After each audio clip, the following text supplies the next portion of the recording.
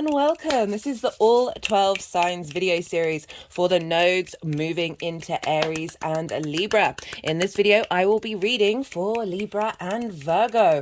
My name's Chloe. I work with card divination, astrology, and I channel energies through my body.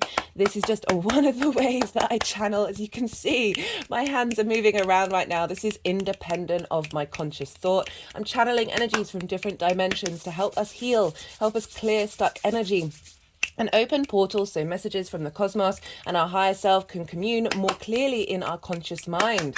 Right, why do I do this? I like to bring this all together because I am the biggest fan of context and nuance. I realize how amazingly complex our world is and the universe, and yet so very simple in some fundamental ways. And for me, the more context that I have in any given situation, the more I'm able to make informed, autonomous decisions about how I want to respond to that situation, right? So there's lots of energies going on in the sky, the astro weather going on, and I want to help provide some sort of understanding of what are we working with, right? So I focus on the inner work in these readings.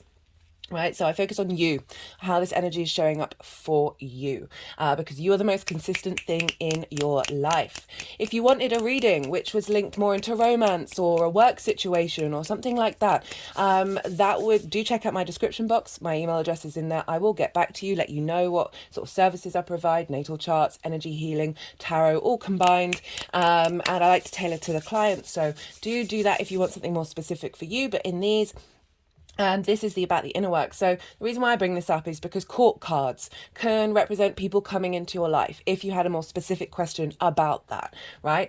Astrology can often be, if you've got Venus transiting in a certain house, that can be more feminine energies coming into your life. We have the feminine, masculine spirit within us. This is not gender specific. However, in these readings, I focus on you. I focus on how this energy is showing up for you, because it can be both you and other people, right? There's the complexity and nuance of astrology just blows my mind. It's the one thing that's kept my brain entertained.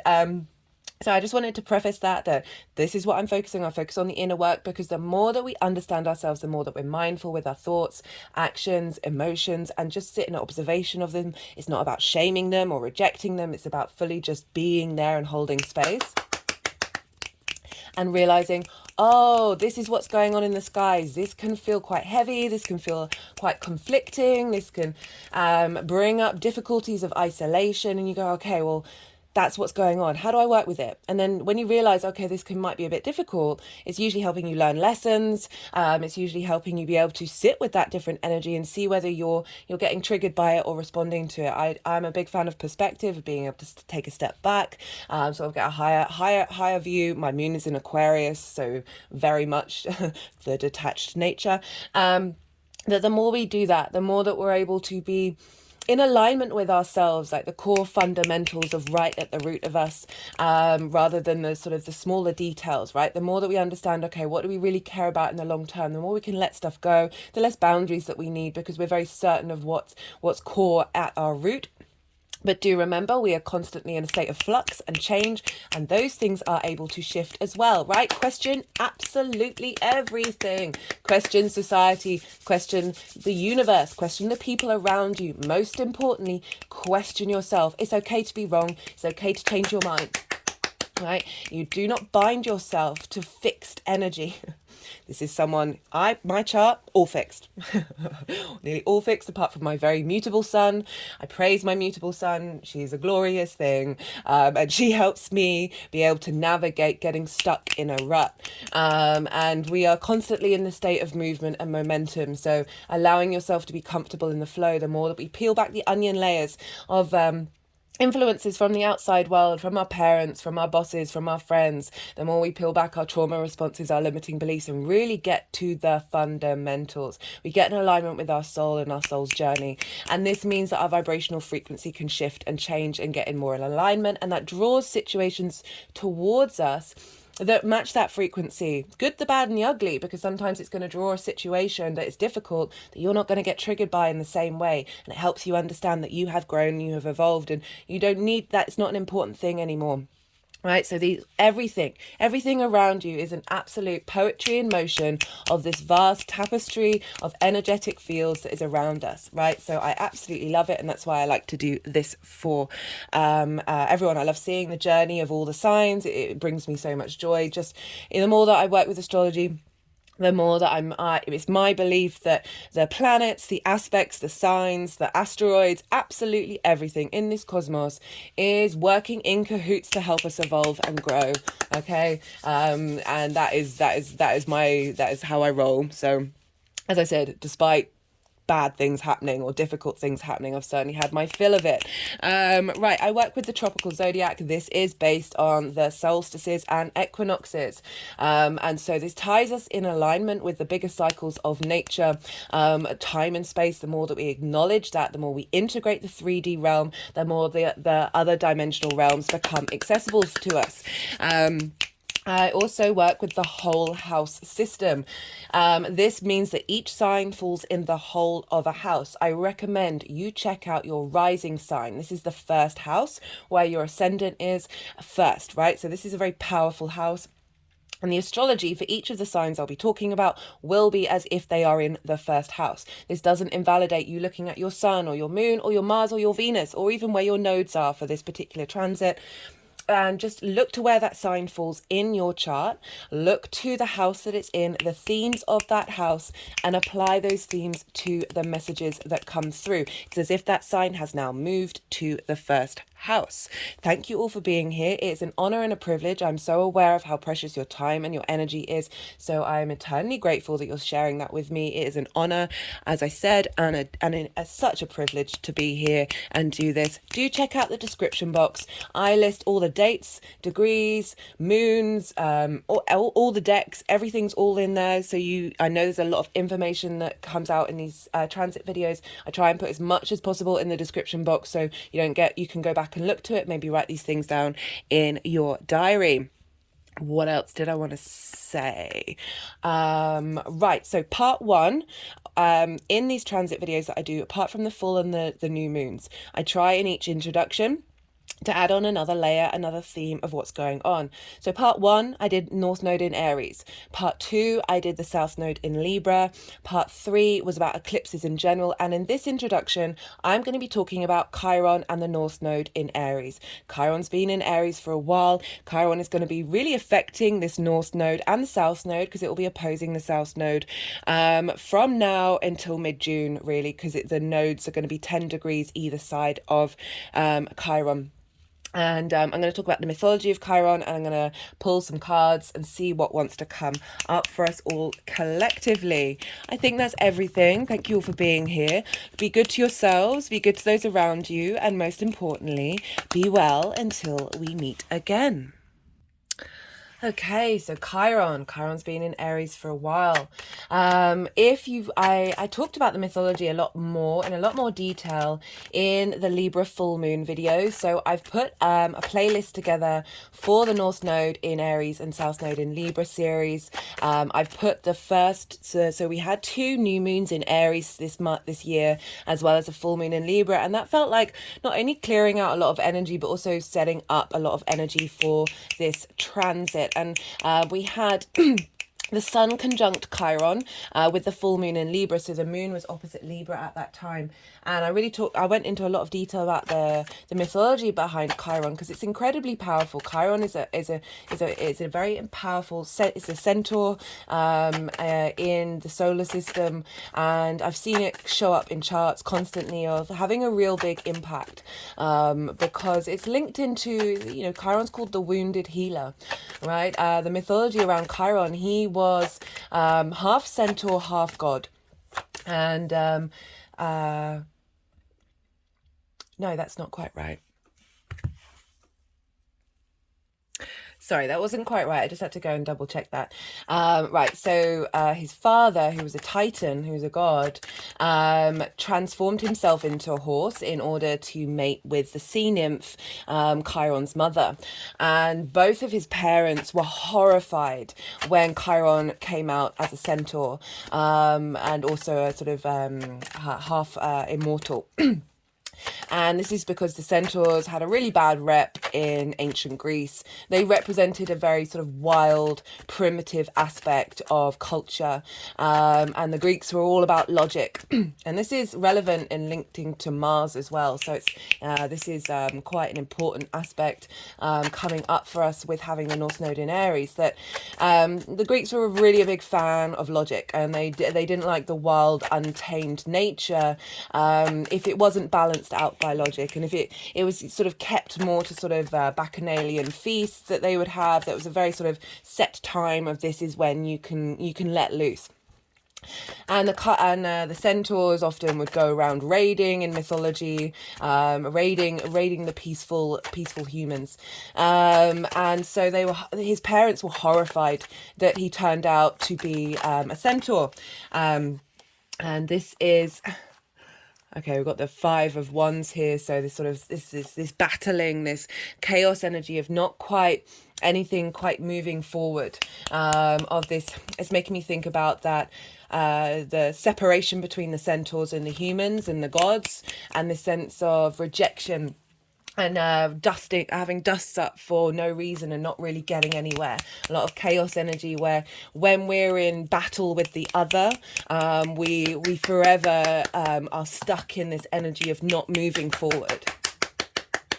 And that can come up in your life in so many different ways, of interacting with people who are different with you and having issues with that, and othering a whole set of cultural differences that aren't familiar to you, that you don't understand, and it just boxes you off, right? It limits you, gets you stuck in a certain space where no one's really winning. This isn't helping any of the individual passions or the individual separations get anywhere, because there's that conflict energy, and so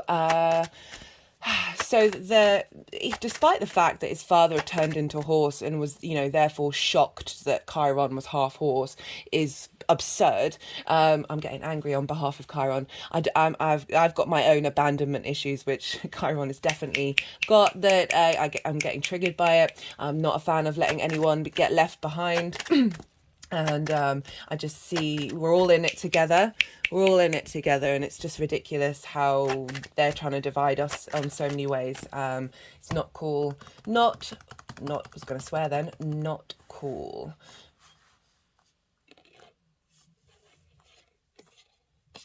I love these cards, but I need to make a little stand to put these cards out right. That's a prophecy stone that's just gone on there, so that's quite interesting. That may come up with more cards later on. So he got abandoned by his parents because they were horrified. They were absolutely horrified. So he was abandoned, and he was actually then adopted by Apollo and Artemis, and they represented the sun and the moon, which is another lovely thing about the fact that we've now got this nodal cycle, which is linked into the sun and the moon and eclipses and big changes, with Chiron being present. The sun is in its exaltation in Aries, right? So the sun has a lot of support in Aries. Now we've got the North Node, and we've just got, so he was abandoned, but he was then, taken under the wing of the sun and the moon. And so Chiron's going to be playing a big role in these eclipses to help us heal. But let me carry on with the mythology of Chiron. Goodness me. There we go. Because I keep shaking the table. So Apollo and Artemis, the sun and the moon, taught Chiron lots of skills, taught him to be a master healer, taught him music, taught him all sorts of different things. And he then went on to become a teacher to heroes, a teacher to kings. It's very, what's the word? Patriarchal back in the Greek times. So it's not it's excusing the feminine energy, but this is in terms of the mythology, that he taught people who would then go on to change the world. Chiron really represents mentors and gurus coming into your life to help you learn big skills, big life lessons in your life. It also represents where you are the mentor. So I've just got to pause. I've got something in my throat. Sorry about that. he was able to share his wisdom with others, and help change the world, change the world that he lived in. And we've also got another wound that happened to Chiron. So his friend Hercules, or Heracles, depending on how you want to say it. There's different mythology behind it, but essentially the root of the mythology is Chiron had a cut on his leg or his ankle, and it was linked into the venom of the Hydra, so the snake, the cosmic snake, and the nodes are the head and the tail of the dragon. One of the cards that came out was the Great Serpent, which I will be reading for in a different introduction. That throughout mythology, the cosmic serpent, the snake energy has been very, very potent in human mythology. It can represent both danger and medicine. A lot of snake venom can be healed by other snake venom, and so this is where we get the idea that through our wounds we find medicine. Right, we find a way of expanding our perspective, a way of going deeper into something and broadening our understanding of the universe, of our place in it. And the sad thing was about the fact that his wound happened was from a friend who he had taught, right? So he'd given a kindness to this person. Admittedly, it was an accident. So it's these wounds that, you know, that you can feel pain around. You can get frustrated with, say, with Hercules of saying, and this wound never healed. He could never get rid of the pain, and it was something that always held on to him. And if you think about that frustration you must feel, but then you can't, you got to let it go. You got to, okay. So they wanted to pick this card up. So this is the 10 of Wands, and this is about burden and holding something that, right, so I always link it into work, as in hard work, right? Work's fantastic. It's a wonderful thing of existence. It's just how you deal with it, right? But this kind of work, this kind of burden, you're hunched over. You can't even see the sky. You're so fixated on that thing that is holding you back and holding you down. But you're taking on a lot of burdens collectively, right? So I always see the 10s as very karmic cards. That it's not only our wounds that we are taking on, it is other past ancestors, our parents, our past lives that we're burdening, that we have that burden to transform. And I love that it's really wanting to be in reverse of helping us release these burdens, with the fact that the North Node, what we're striving for, what we're seeking to fulfill in Aries with Chiron from now until mid-June is going to have a big placement of Chiron's really going to be helping us release the burdens of other people, release the burdens of past lives, and help us open up to that freedom of being able to see the sky, being able to find that little bit of joy despite the pain that we may have of abandonment, which is an emotional pain, a psychological pain deep in our unconscious space, as well as a wound done by somebody that you really care about, that, you know, you can't get angry at, you can't get frustrated, but it's still there. There's still that pain. And so often with people who have chronic pain, this can really destabilize their lives. We've got a lot of pain issues for the individual right now. There's loads of psychedelics coming out. That Saturn in Pisces is going to do some work with that and help expand that. Pain medicine, traditional pain medicine isn't working. We're having to figure out another way of dealing with pain. And sometimes it can genuinely be just surrendering to it, transmuting that energy to stop being a burden. It doesn't mean that pain isn't there. One thing I've been practicing a lot lately, especially since the nodes have shifted, but I've been building up to it, is acknowledging emotions that are happening, in acknowledging sensations that are happening, and not necessarily not fully embodying it and fully attaching to it. It's allowing space for those things to flow through you. It's not about separating and shaming these things, but it's just acknowledging that that is just one part of what's going on with you.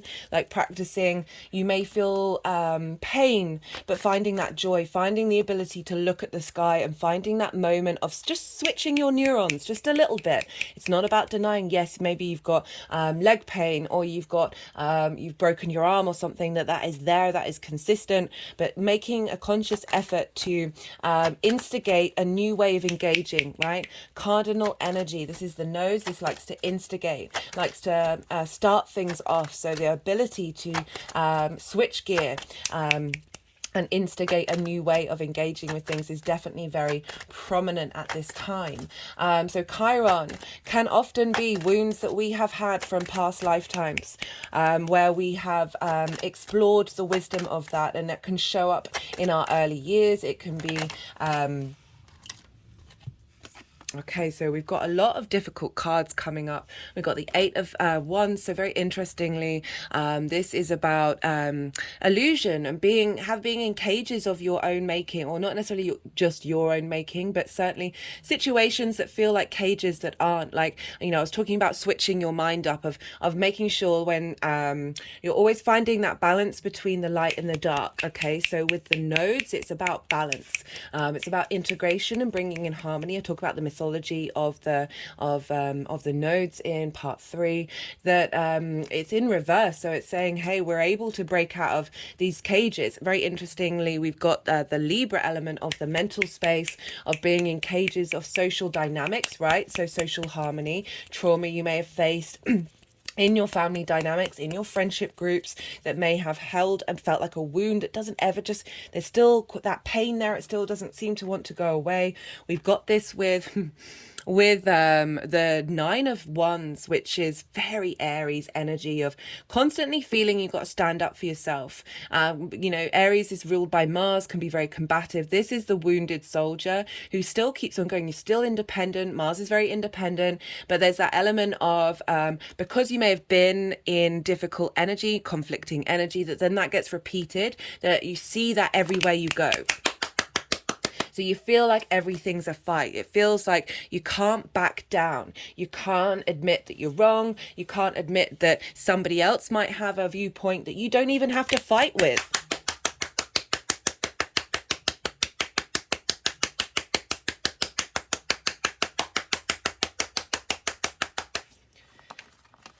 So these two are wanting to come up in reverse, which I'm really, really loving, that Chiron is coming to do a great deal of work. There's this snake ring here. I was talking about how the wound Chiron had was linked into the Hydra, which was, I think, what was it, 8-headed snake. The snake energy is medicine, is this often in sort of well, in particular with Christianity, we shame the snake. We look at the snake as giving of having us being banished out of heaven, right? If we have that understanding of that mythology of snakes can be very fearful, they can kill you very, very quickly. So it's very understandable that the human species has this fear against this thing, but also it sheds its skin.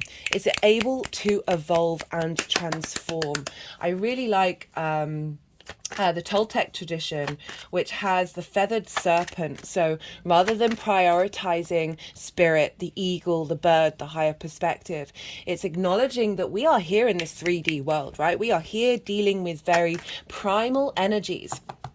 This is part of our cycle of transmuting this and being at peace with this and acknowledging it. There are so many primal wounds, primal traumas that are very, very loud on the main stage right now. We've got war, we've got slavery, we've got trafficking going on of a sexual nature. We've got division and othering, tribalism being very, very loud, greed, scarcity, fear. All of these things have been prominent generally in our human species, but they come from deep, deep roots of survival. right? They come from very, very deep roots of survival that we sometimes might not want to look at and acknowledge, okay? We don't want to look at and acknowledge the war wound of the collective masculine, of having to go out and fight and die and be slaughtered over and over and over again, and the feminine wound of birthing children, dying in childbirth, being seen as something that produces heirs, the more sexual trauma that's linked into the feminine, right? These are very, very primal parts of our existence in this 3D world. And this social, this dynamic between Libra and Aries of helping us acknowledge those wounds, helping us be able to be true to our spark of spirit, right? That Aries energy, without falling into these social conventions that feel comfortable to us, that are in essence a sense of harmony. You know, I've been talking about how our trauma responses are love language that we learn at a very early age that actually is not that I say love in a way that just it's about distorted love language, right? So the things we pick up from the people around us at a very early age that we often inherit from previous generations, that they become habits ingrained in our unconscious space that we then go and recreate out in our lives. This is part of the collective love language, the collective trauma of expression and engaging that's part of can feel like social harmony, right? So those love languages, those destructive, non-facilitating response mechanisms that we have feel comfortable to us, have that sense of balance and harmony, because that's all our body knows of how to express itself. That there's part of that with this Libra South Node energy of helping release those.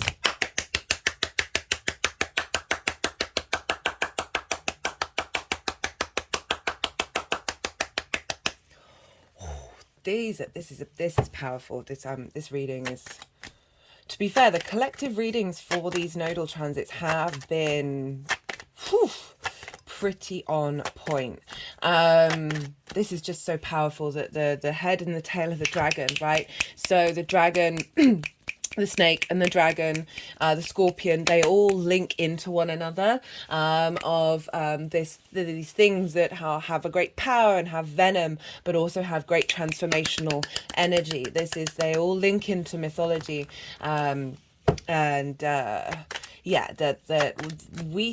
it's my humble opinion. Why am I saying humble? It's my opinion that we signed up for this, right? Our souls signed up for it. It just seems abundantly clear in the way that I've engaged with the world that this is what it is, right? And Chiron, as I was saying, is often about wounds that we have taken on from past lives, that we are here to experience and explore. I've got Chiron in Gemini, and I don't have a dominant side of the brain. I've got what's called cross-lateral thinking, and it's been difficult in learning, in spelling, and in communicating. Like I cross words over, and I don't necessarily say things right. And that used to be a huge deal for me when I was a kid. And think of that, the Gemini, the duality, right? The wound of how you collect information and what you do with it, but it also has provided like a unique way of engaging with things.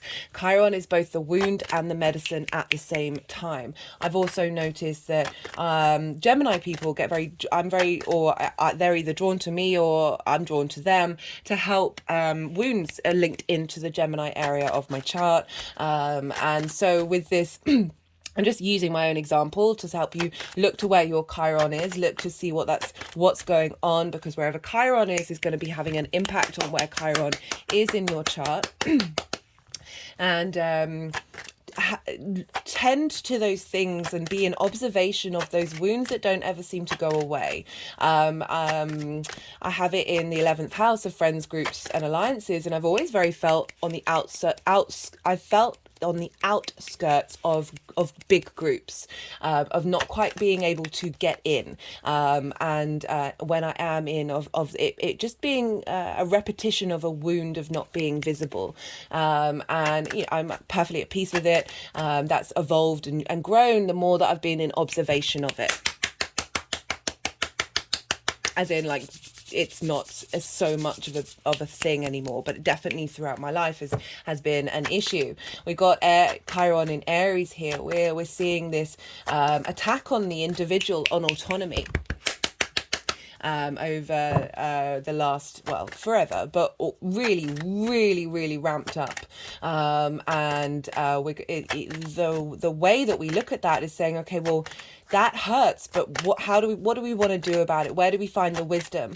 And often through these difficult times is when we're able to see clearly about what it is that we truly want from our expression of the I am, of that Aries energy of going forth and being independent, right? We've had that blocked, for various different reasons. And then how do we become independent? Well, if we're limited in the way that we can explore physically out in the world, well, it's about going inward. It's about going inward and exploring the self and being comfortable doing that, even if it might feel difficult. Chiron helps us find the strength and the wisdom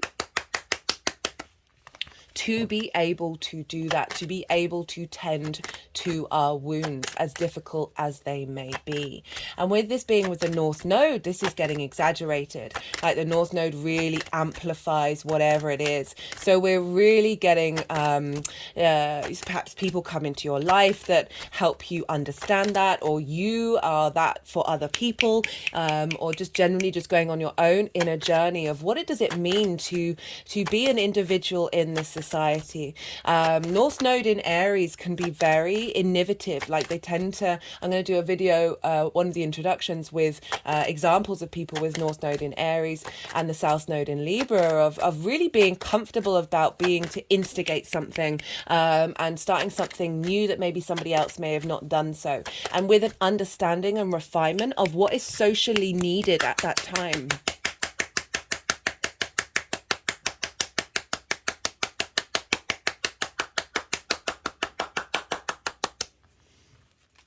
Woo, because that's the South Node in Libra of a refinement, of a purifying and a purging of energy, and being able to transmute that and seeing, okay, what's left, what's the detailed nuance, what's the core thing that's going to stick around, that's actually needed by society over the next 18 months. They're getting so excited with the energy work that they're not giving me enough time to get any cards come out, guys. Right, so I wanted to talk a bit about Mars as well. So Mars, I talked earlier about how in the mythology, logic was prioritized, and sort of the instinctive action, the sort of the wildness of us, the primalness of us, was diminished and not respected. Mars in Greek mythology, was Aries, not spelt in the same way as Aries, was not loved by his parents. So again, we've got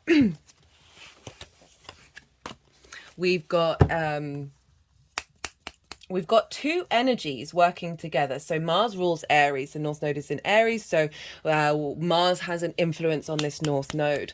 Mars wasn't respected. Mars wasn't cared about. I talked about the mythology in way more detail in the Mars in Cancer series. So do go check that out, because Mars gets a bad rep, right? So it's linked into sort of very primal traditions of villages, when a group of people, if they're tended to be a bit too many in their eyes of very testosterone-filled young men, and if there was not that much food going around, they would prioritize the women and the children. And this is another wound of the masculine, right? We have to really tend to these very primal things, and why they're showing up now. Why, there's a certain person who's very popular right now. His name begins with A, who has North Node in Aries. I will be talking about that in more detail.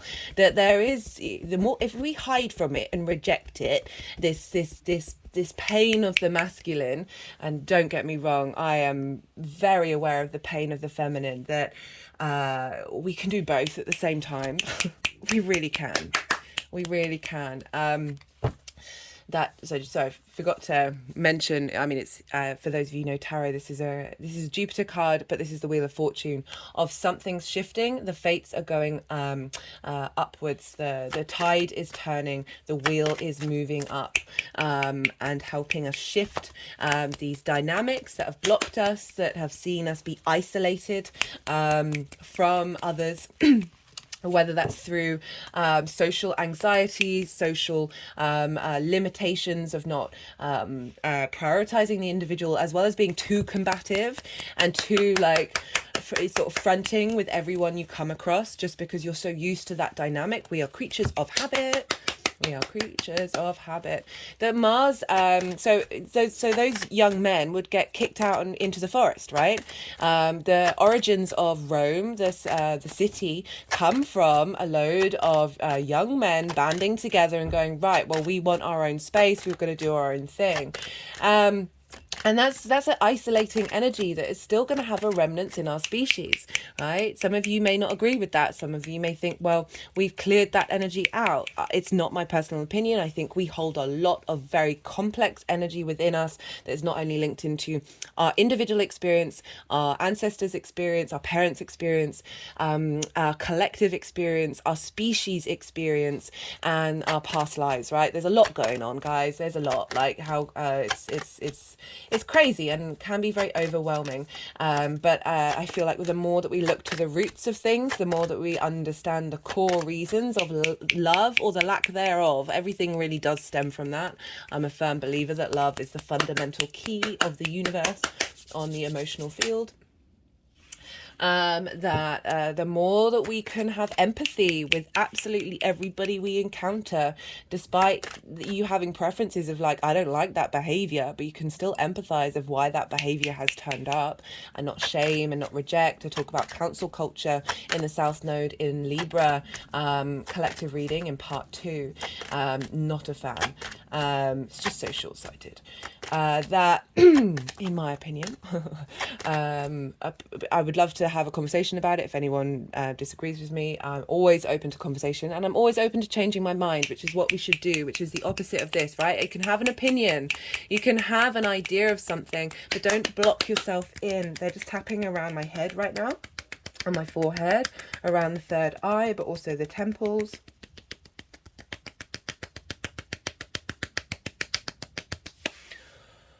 Whoa.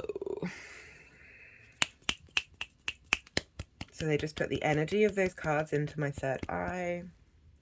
Now my crown chakra.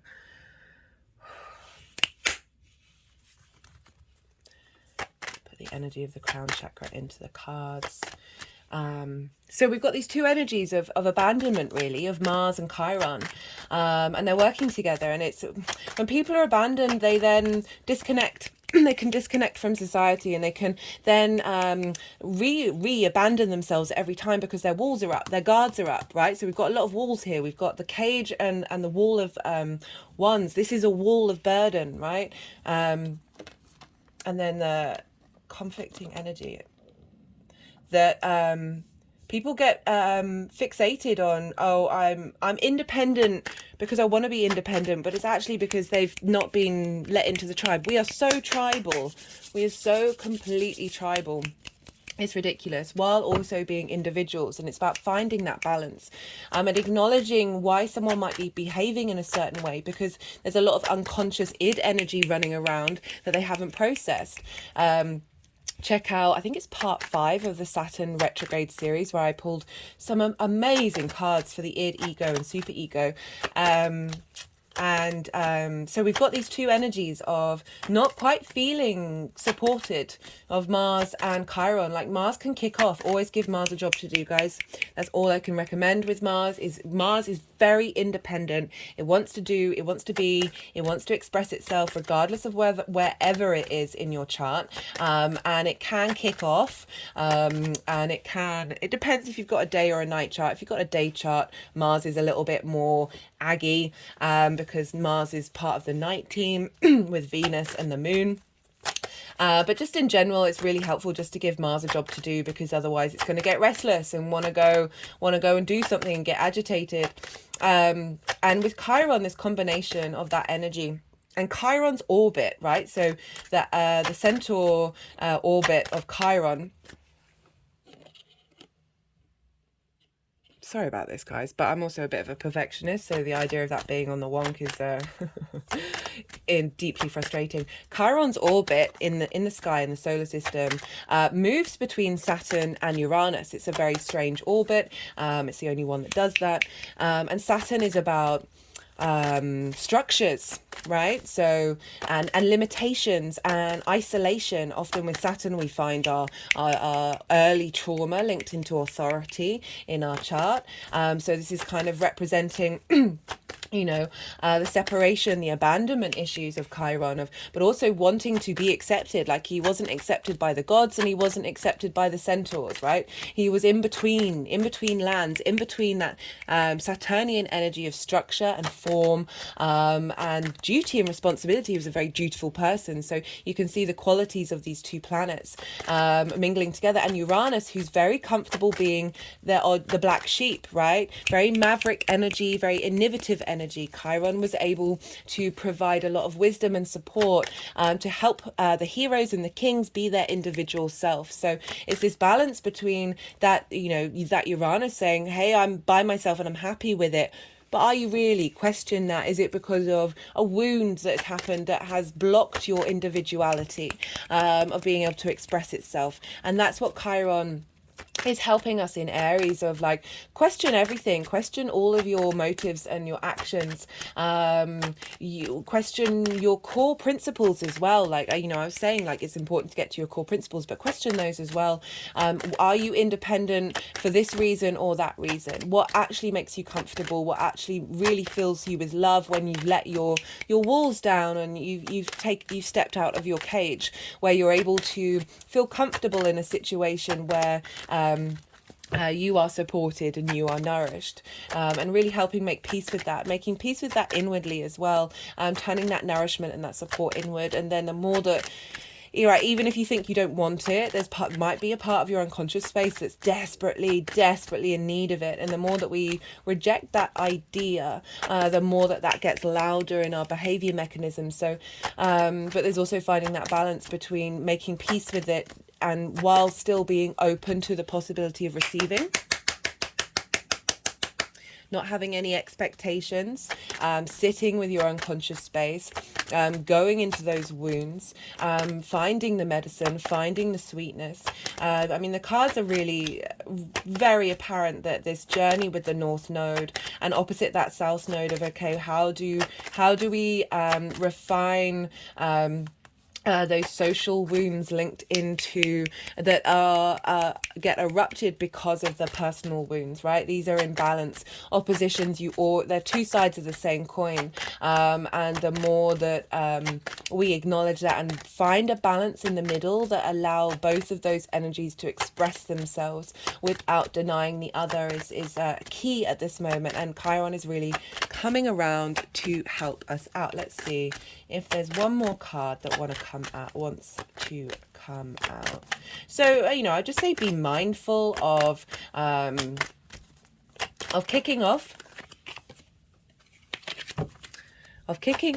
of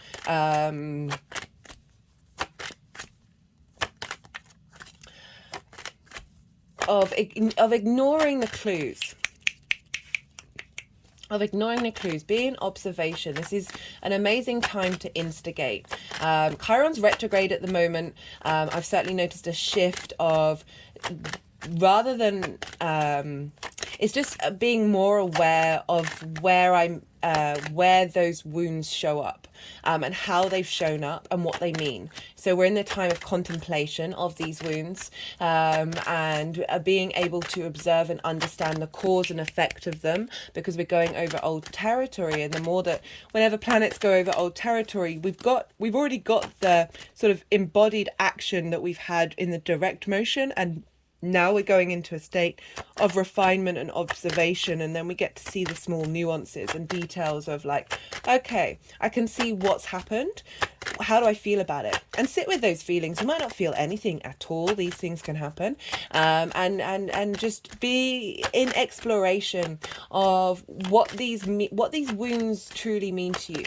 I've had a couple of situations happen since Chiron's gone retrograde of I can be in observation of an older version of me getting triggered by those situations and just finding peace with it.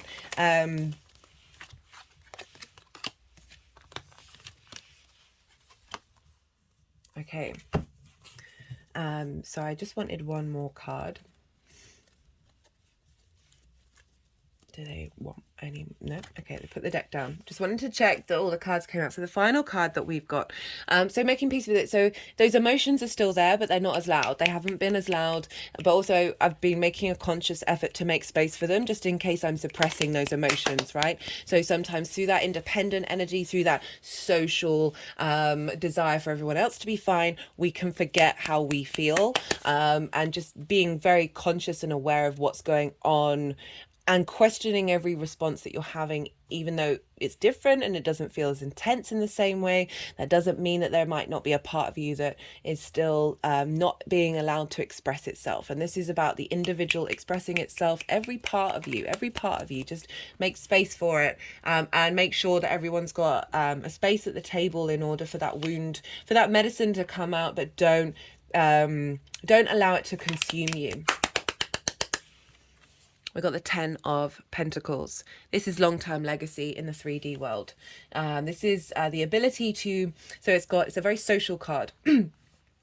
It's in a city, it's in a town, it's got a family here with dogs and a child, and it's also got an older figure with very esoteric symbols on them. It's an acknowledgement of bringing the uniqueness of the individual into the community, and when we do that and we're at peace with one another, this is when we get long-term legacy. We've got the 10 of Wands and we've got the 10 of Pentacles. This is earth energy, the 3D realm, of being at peace with your individual form in the community, and by doing so you are able to build together. Right, I'm going to leave it at that. Be good to yourselves, be good to those around you, and most importantly, be well until we meet again. I am going to be reading for Libra and Virgo. Libra rising. How you doing, Libra? For those of you just tapping into the Libra energy and it's not your rising sign, look to where Libra falls in your chart, the house that it's in, the themes of that house, and apply those themes to the messages that come through. Take what resonates, leave what doesn't. It's as if that Libra energy has now moved to the first house and those themes are experiencing it through the astrology that I'm going to be talking about. In general, right, Libra, okay, you've got the South Node in your sign and you've got the North Node opposite in Aries. So regardless of whether it's your rising sign or not, the North Node is opposite your Libra energy and the South Node is in your Libra energy. Oppositions can be difficult. They are an aspect of Saturn. They can bring in isolation, separation, othering, an exaggeration of one side and the other. We get this with full moons. And oppositions are all about finding balance through that understanding of the other. You know, I talked about a lot in part 3 when I talked about the mythology of eclipses, and just in general, like with the nodes, you often find that they are very much in tandem with one another. What the South Node is helping release, that energy is feeding into the North Node, and what we're craving for in the North Node can help facilitate our understanding of what we need to understand and release and let go of with the South Node.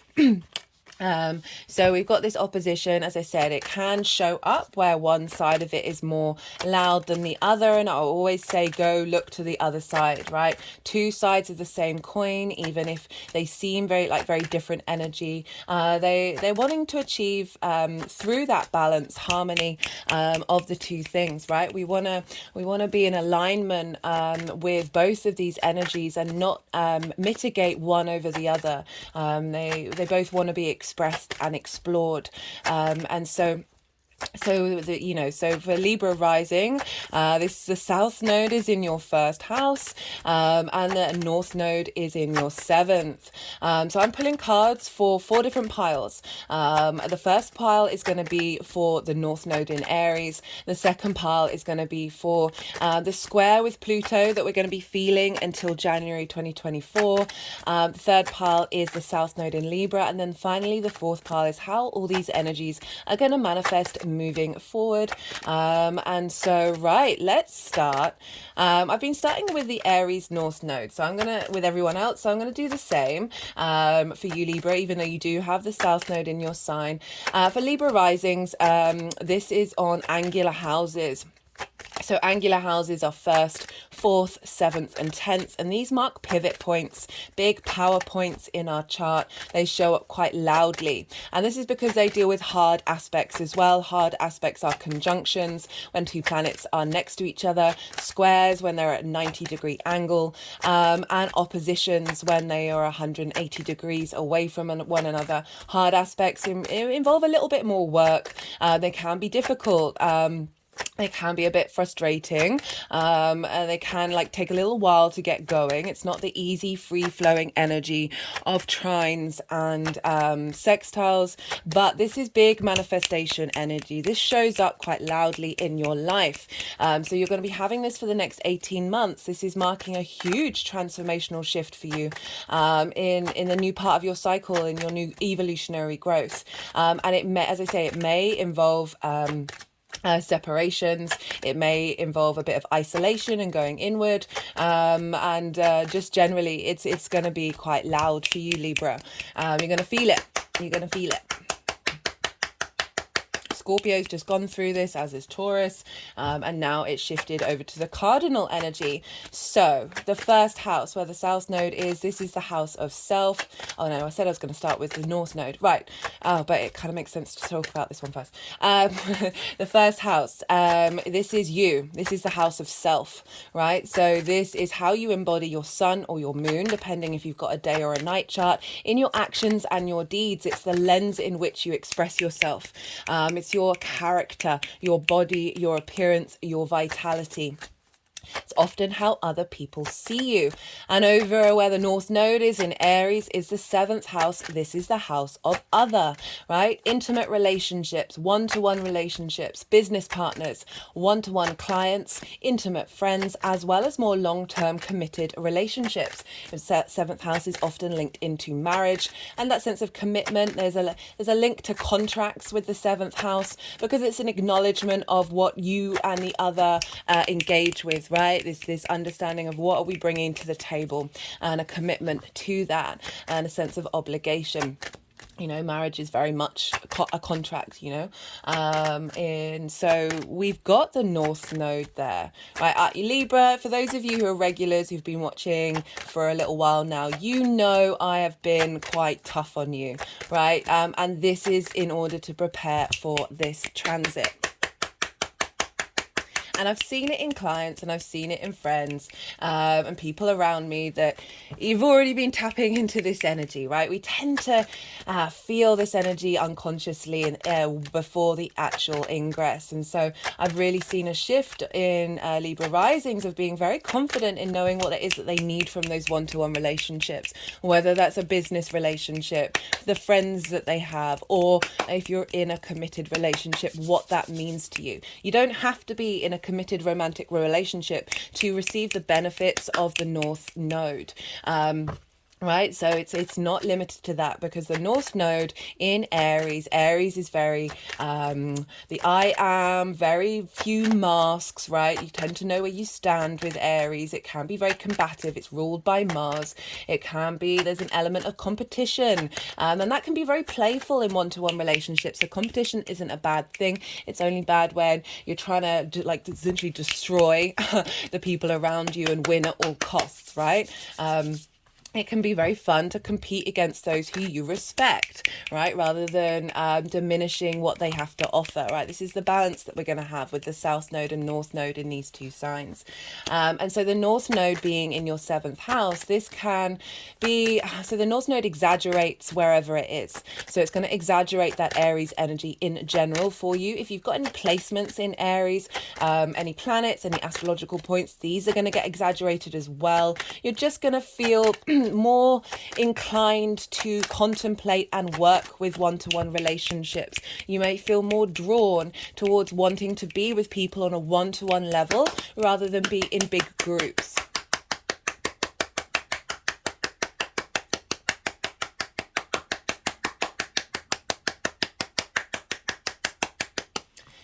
And this can mean, so it's sort of it's the head of the dragon, right? The North Node. We're hungry, we eat and we consume, we consume, we consume. So there is this sense of a craving, of a desire of where we're headed and what it is that we want to strive for. It can mean, if you've got one-to-one clients, being very motivated, to commit to those one-to-one clients and to do the best that you want to do. Aries likes to embody this 3D experience on a very individual level. It's about autonomy.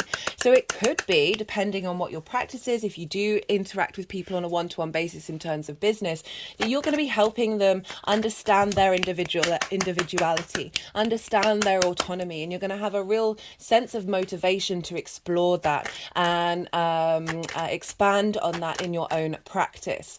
It could be you wanting to be a bit more independent if you've got a business partner, and wanting to be, finding the courage and the ability to express yourself in those dynamics.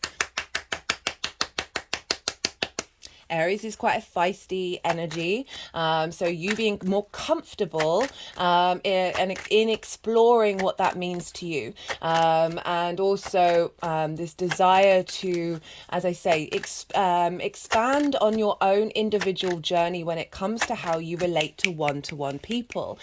Your friends, you might want to spend more time with your intimate friends, and it could be that your friends maybe get a bit more feisty, as well as those clients or those business partners. It can go both ways in terms of whether it's you showing up or the other people. I want to focus more on you, of like just wanting to expand your intimate friendship groups that help you understand your own expression in this 3D world, or your ability to be confident in the way that you talk and communicate with other people, and really ask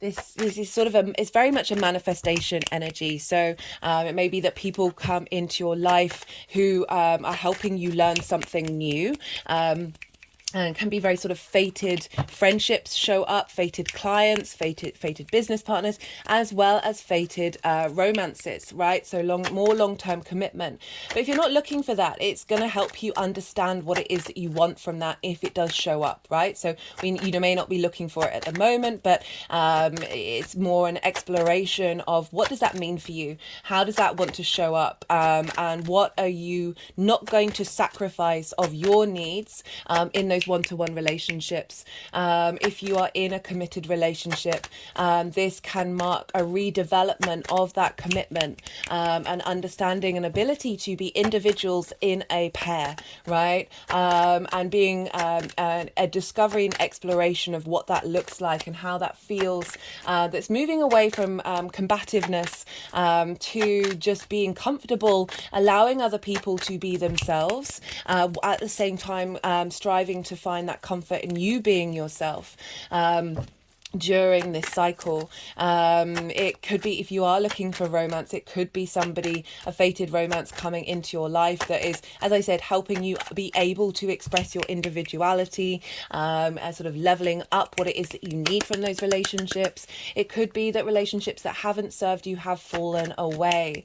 I've seen that come up already a fair amount, in a way that's healthy for both of the partners. Okay, so it's not just you, it's about giving space for that partner to be able to tend to themselves rather than a level of codependency and seeking support from the other person in an exaggerated way. This is very much helping us all be able to be individuals in whatever dynamic that shows up. And for you, this is committed relationships. This is intimate relationships. What is intimacy to you?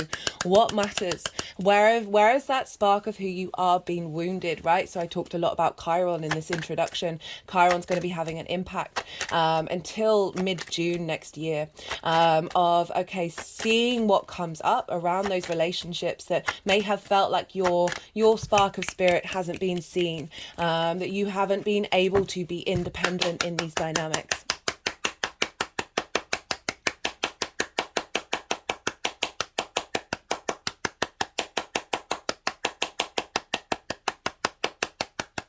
It's ruled by Mars, so there's a lot more action being taken in this area. It's yang day in nature, so we moved from Taurus and Scorpio, which is yin night, which is can often show up as sort of outside situations happening rather than you making direct action. Now we've moved into the yang day side of it, you know, the sort of sun aspect of wanting to take action, of having clarity and vision about what it is that you need and being able to instigate those changes quite easily. You know, I'm not saying that all long-term committed relationships are going to fall apart here. If they do, it's serving both of you. And if they don't, you're leveling up. You're figuring out what you both need and how to really apply that. What did I want to say? Yeah, so you've gone through no, I don't want to skip around. So there's a lot to say. There's a lot to say. So there's a lot going on in your 7th house of what does that mean to you? What are you striving for? Maybe it could be for some of you that you haven't wanted a committed relationship, that you may have not wanting to spend so much time with your friends, or not focusing so much on one-to-one clients, that this is a time when your attention is really focused there. It could be that you've got in a relationship where your partner needs a lot of support. I would say this mindfully, of making sure that you have a balance of supporting that person as long as it doesn't lead into codependency and you don't shoot yourself in the foot. It's not about rejecting those intimate partners in your life. It's about being able to, you know, Mars for me in Aries is the spiritual warrior, of really being able to not only defend your own spark of soul, right, but facilitating other people to do the same. But I really do preface, do not let that be too much of a priority where you feel like you're disappearing, right? Because that's not what the South Node in Libra is all about. It's about finding that balance between those two things. But you just might notice that you are again, so I was talking about the opposition, we can tend to prioritize one side more than the other, that the nodes are here to bring that into balance, okay? And just be mindful of when that's showing up and look to see what it's trying to teach you, okay? When we get those seesawing effects, it's usually highlighting unmet needs, unmet parts of our cycle that need to be maybe a bit loud in order for you to learn the lesson a little. Sometimes we need a thump over the head. I need to, oh goodness me, my phrases have been very like more, yeah, thumping over the head. There's sometimes we just need a little bit more of an energetic boost in an area of our life for us to be able to see things clearly. Right, so that's the North Node in Aries. There's going to be a lot going on around what it is that it's also, oh, that reminds me, I see the 7th house is the one-to-one relationship with spirit, the one-to-one relationship with the universe. Okay, so how does that show up? That shows up through perhaps your impulsive actions, right? Your instincts. What are you instigating at this time? What is spirit? What is the universe? What is the cosmos? What is that creator energy trying to show you what are you feeling the desire to instigate during this time? I'm going to preface that of it is Mars, it is Aries, it is can be very explosive energy. To maybe write these ideas down, write down your impulses and see if they come back again, because it all depends, right? So much of our energy can get lost in translation. This is you've got 18 months of changes happening. You've got eclipses happening. Got a lot of eclipses happening in Aries. So this is big changes. I will talk more about what that means later on, but that there's a lot of instigation energy. Okay, so one of the things that I like about this transit, so we're in fire and air. So fire and air isn't bound by gravity. It's they're both yin, they're both yang, day in nature, more instinctive action, taking direct action. There's a need for stimulation with that energy, because it's just flying all over the place. It's going all over the place. That can have us be burnt out. Right, so be mindful of that. But a lot of the outer planets are in earth and water signs. So we're getting more of the longer term cycles, energies, just keeping us in check during this transit, of saying, okay, we still need those moments of stillness. We still need to observe and be mindful. It's not about ignoring those intuitive hits, those instinctive hits, but certainly maybe, as I said, writing them down, making a note of them and seeing if they come up again. And the more that we work with this, the more that you understand your own response mechanisms, you're going to be able to figure out, okay, which ones feel really good, that aren't based off of addiction or trauma responses, codependency, that actually feel really rooted in your soul. Okay, so this is a great cycle of being able to navigate that and figure out, okay, what actually really works for you. So look to where Mars is during this cycle. Mars is currently in Virgo. I love that we've got that Virgo energy. So wherever Mars is and whatever sign it's in and whatever house it's in for you, it's going to be adding influence onto the North Node, because Mars rules Aries. So whatever's going on with Mars is having an impact on the signs that it rules, and that's Aries and Scorpio. So Mars is going to be impacting those areas of your chart. We've just had the South Node in Scorpio, so we've switched over. Now we've got the North Node in a Mars ruled sign. Wherever Mars is going to be having an impact. So you're going to see shifts. Mars goes through a sign maybe every 2.5 months. So we're going to have a longer cycle of adjusting to what themes are coming up for this North Node part of our chart with the next 18 months. So Mars is currently in Virgo, so we're focusing on that. And Virgo for you, love this actually. Virgo for you, Libra, is in your 12th house, your hidden house, your house of mysteries. This is where the limiting beliefs, the trauma responses, the constructs of who you are in your unconscious reside. It can be a very heavy house. And it's also underneath all that is your magic, right? That which is hidden. So Mars is helping you go through and find the motivation and understanding of what of these trigger responses, what of these limiting beliefs are worth it. I've seen in Libra risings that they've got a lot more confidence in knowing what it is that they want, and working out why situations have happened that are linked into our unconscious response mechanisms. I talked about the love language of habits that we learn from a very early age that then gets recreated in our relationships. Okay, so with Mars going through the 12th, that's a lot of support in that unconscious space of going, hey, what doesn't work anymore? It's Virgo. Virgo wants to facilitate and streamline, wants to find out the small details and transmute that energy and make sure you're in flow. So Mars being there, you're able to get the jobs done, very productive energy. And that is facilitating this North Node right at the beginning of its journey of what do I want from these relationships? What's important to me? What's going to work? What is based off of trauma responses and limiting beliefs? And what is based off of my core needs? Okay, right underneath of that, my soul needs.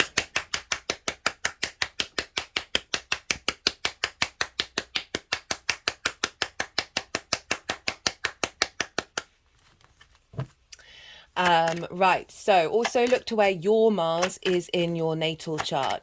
So it's the same Mars is going round, it's the same Mars that influences that sign. So wherever Mars is in your chart, the house that it's in, the themes of that house, those themes and the energy of that sign is impacting what's going on in Aries, therefore it's impacting what's going on with that North Node. So that's going to add on a little personal level of how this transit is going to show up for you. There's lots of other things with astrology that will have other influences as well, but that's just a little helpful tip to see what's going on a very personal level. Right, South Node in Libra. Wow, this is a powerful transit. So the South Node is the tail of the dragon. So if you think about eating with the head of the dragon, what happens to that food? So there's an element of purging and releasing, right? But it's a place that we're comfortable with. So whereas the North Node is that which we're striving for, can feel a little bit out of reach, but we've got the momentum and drive to try and figure it out. It's the unfamiliar place. Now, so you're going to be dealing with things that are unfamiliar and dynamics that you may not have addressed before. And now you've got the confidence to do so.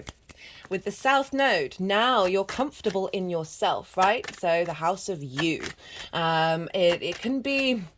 with that release, that surrendering energy, it can be very draining. It can be, there's a sense of isolation with the South Node. So that which you're comfortable with. So when we're comfortable with something, we've got a bit more ease. So there's an interesting dynamic with the South Node. Yes, it can feel it can be a little bit of a draining energy and isolation energy, but the work that we do there is so magical. It's very spiritual.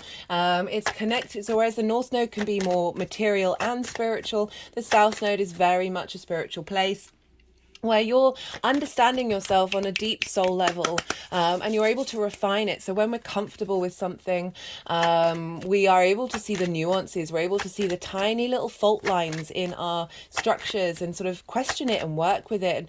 And because we're comfortable with it, we're able to do so with a bit more ease. So you're going to be figuring out what is it that you need to be able to express yourself. Okay, right? Libra energy. Some of the Libra energy is social air, right? So it's Venus ruled. You're ruled by Venus. Venus wants harmony, and that can go too far. That can go too far where you're prioritizing everybody else in the room other than yourself. And that can be a very default mode with the Libra risings. It can be very generous. You want to share. You want to make sure that everyone is comfortable, feeling good about themselves. And so often that can mean that you forget about that for yourself. This transit is demanding that you focus on this and make sure that you work through this. It's unavoidable.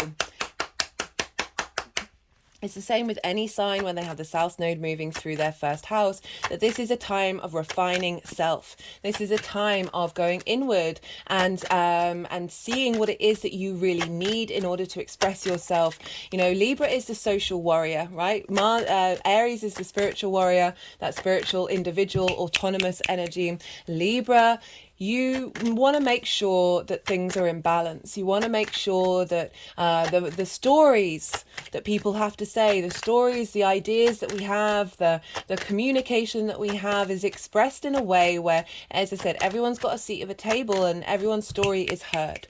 Okay, so I often find with Libra energy that they're good at bringing something that has been distorted, a story that's been distorted into balance, right? So revealing another side of it, revealing something that is more just. You know, justice is the card for Libra, of being able to bring that into balance. And what I really love that for the South Node, because this is helping you understand your stories.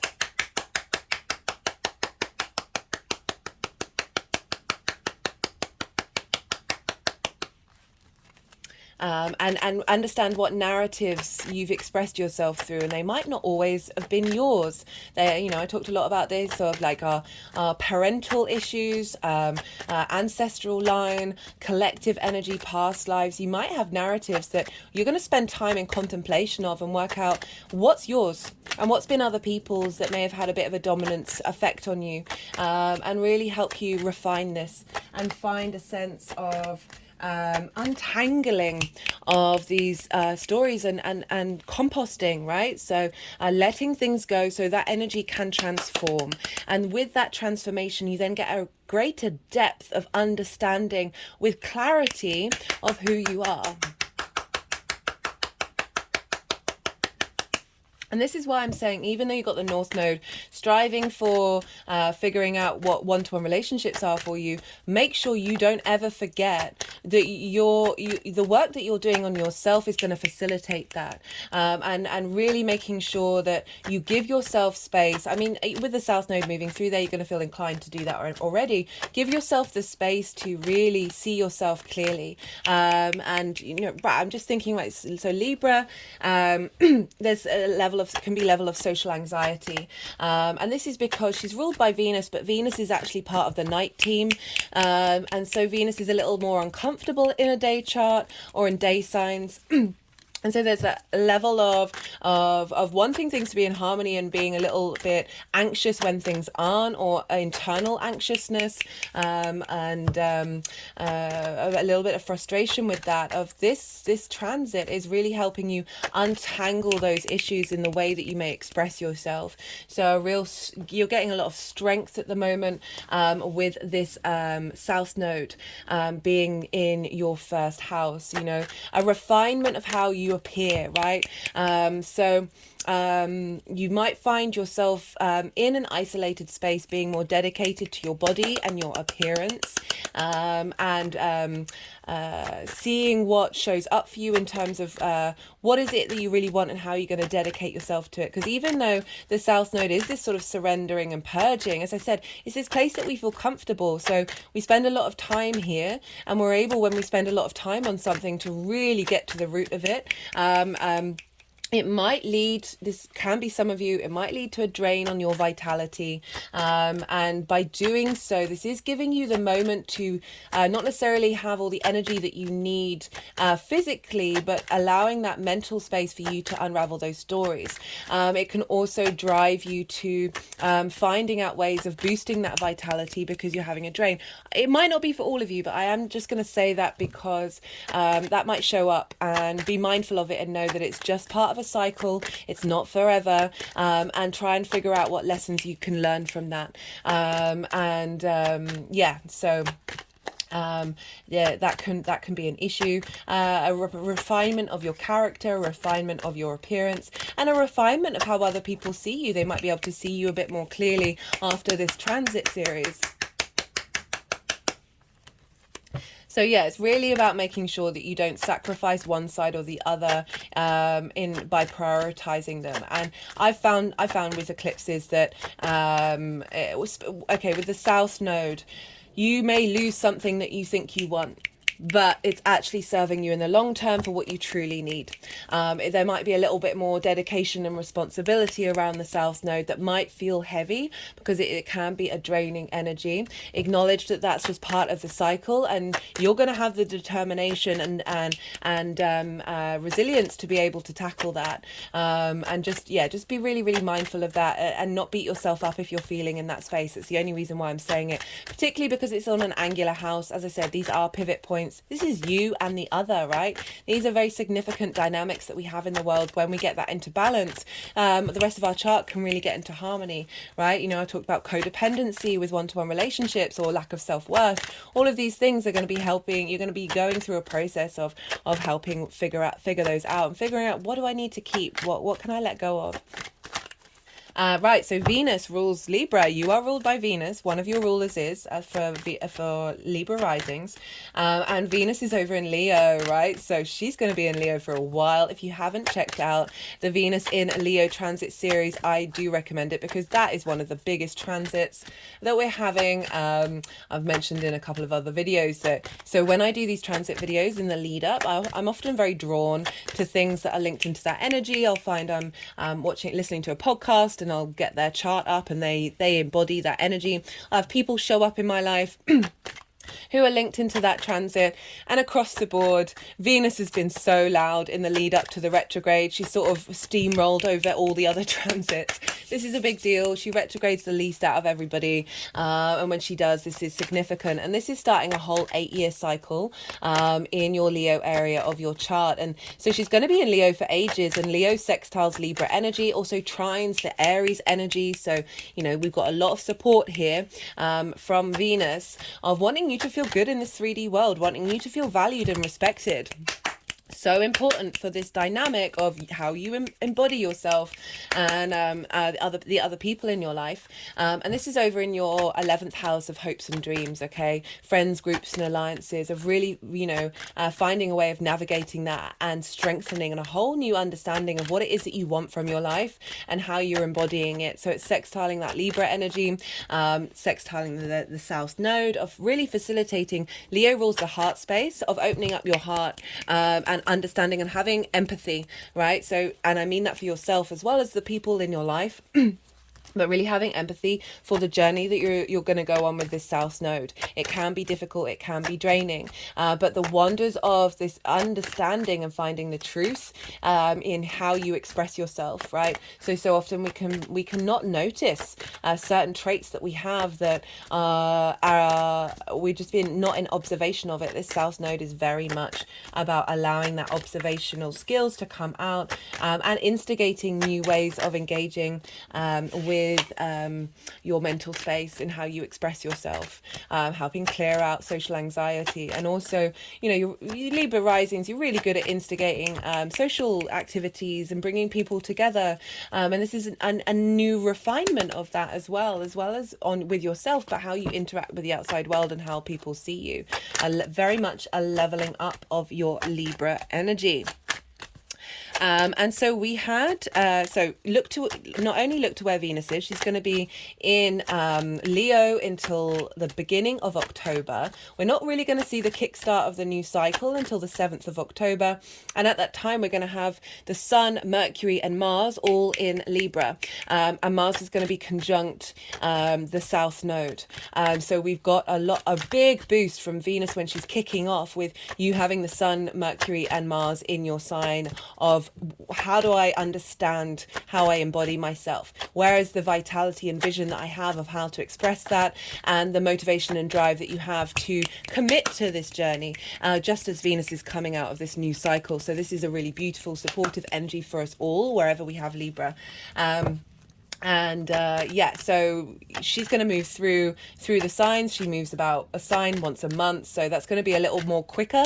Well, it is going to be quicker than the Mars transit. So we're going to see all the different themes of the house pop up around about how do you embody yourself? How do these other areas of your chart affect the way that you express yourself? So really great transit. Even if there may be difficulties, we are dealing with eclipses, and you're dealing with eclipses on angular houses, so it can mean a completion and understanding of yourself, a letting go of parts of who you are, entering in new phases of how you express yourself, and also big changes in your the way that you look at your one-to-one relationships.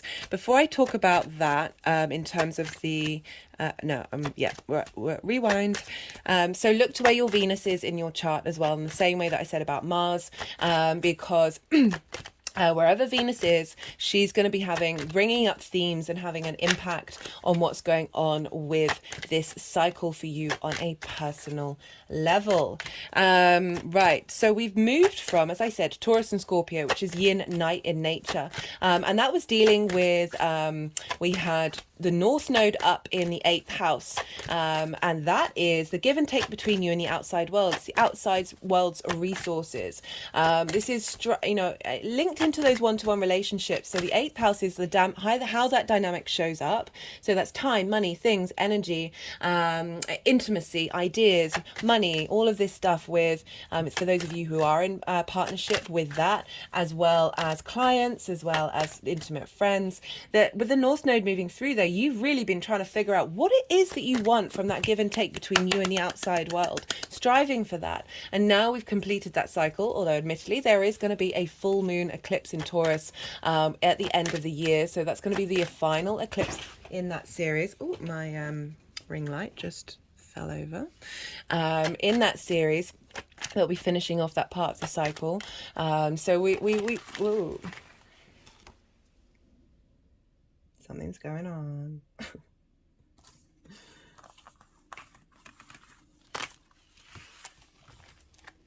Excuse me, Libra.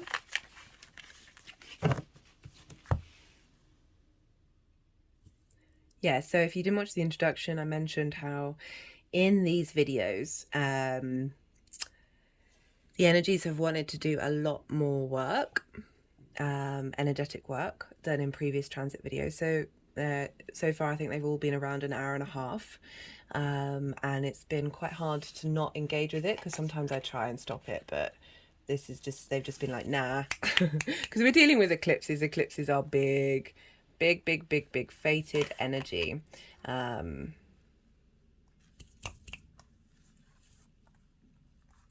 So do bear with me when this happens.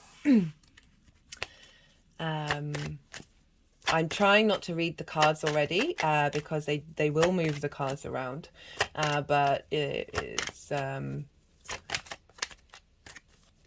yeah, I could read that in many different ways. Okay, I'm going to carry on.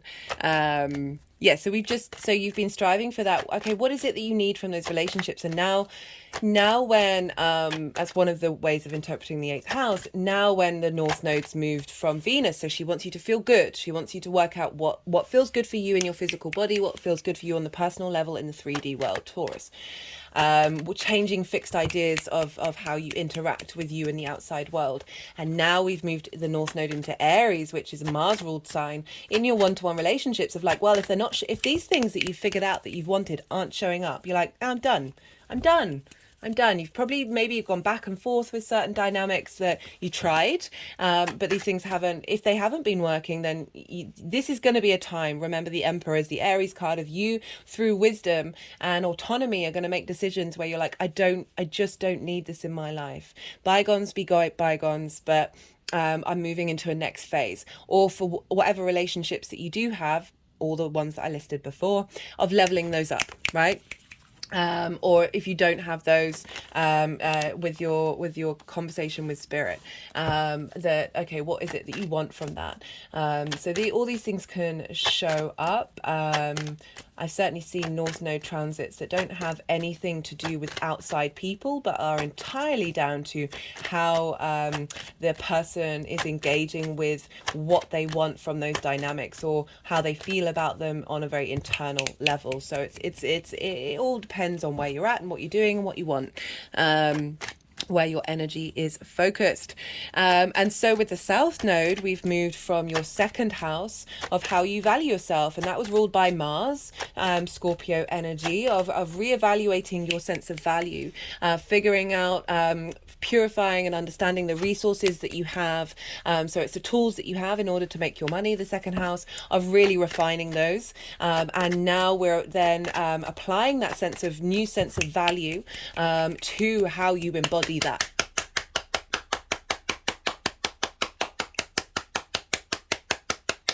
So it's constantly going in cycles upon cycles upon cycles. Right, it's really helpful, I have found, to look back to the previous cycles with the nodes in these signs. So the last time the North Node was in Aries and the South Node in Libra,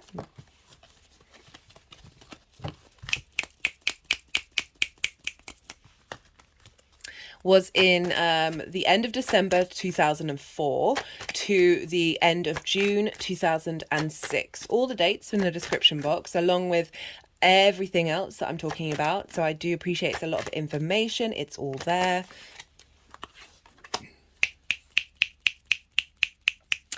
To look back of the themes of what came up around those 18 months, because it's really helpful to sort of see what the past cycle was like, and what you've learned from it, and what that North Node was striving for before, and now how has that been elevated? Are there things that you may have missed in that last cycle that are going to come back around? Because we don't always get everything the first time round, do we? That's the whole point of this human existence. It's that fun merry-go-round, round and round and round and round we go, round and round and round. We go. Just seeing what comes up around them, how you felt in both sides of that chart, of the Libra and Aries part. And the other time is, this is when the North Node was in Libra and the South Node was in Aries. And so this is the March 2014 to autumn 2015. So it's important to see the other side of the coin. So what was Libra striving for back then? What was that area of your chart striving for? And what was Aries? What was the South Node striving for in Aries during that time? I got 2 3s coming up. I like it.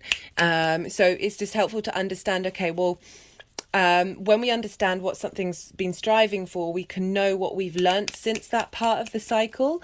And because now we know what we're trying to refine and just be in a bit more observation, be in observation of it. Obviously, the layout of the skies are completely different this time round. We didn't have Chiron over in Aries for these things, so this is making a big shift.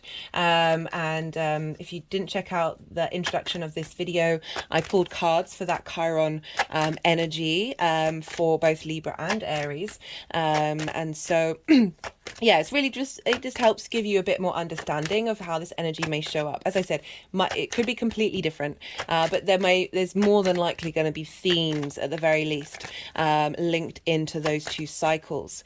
Right, so what else did I want to say? All Jupiter and Uranus are in Taurus. This is next door to Aries and in conjunct Libra. Jupiter's going to move into Gemini, and then that's going to be different. But at the moment, until the beginning of next year, or like mid spring next year, Jupiter and Uranus are in Taurus. Saturn and Neptune are in Pisces, and that's a water sign, and that's next door to Aries, and again in conjunct Libra. So we've got a lot of, and Pluto's now moved into Capricorn, which I'm going to talk about in a bit because I'm pulling cards for that. But generally, like for a lot of this transit, most of the outer planets are going to be in Earth and Water. As I already mentioned, it's helping us hold us and allow us to be still, but they're also in conjunct and inverted energy. So the next door is inverted. This is, I always say, this is you're sitting next to someone, but you're both looking straight ahead, so you don't have a direct line of sight. So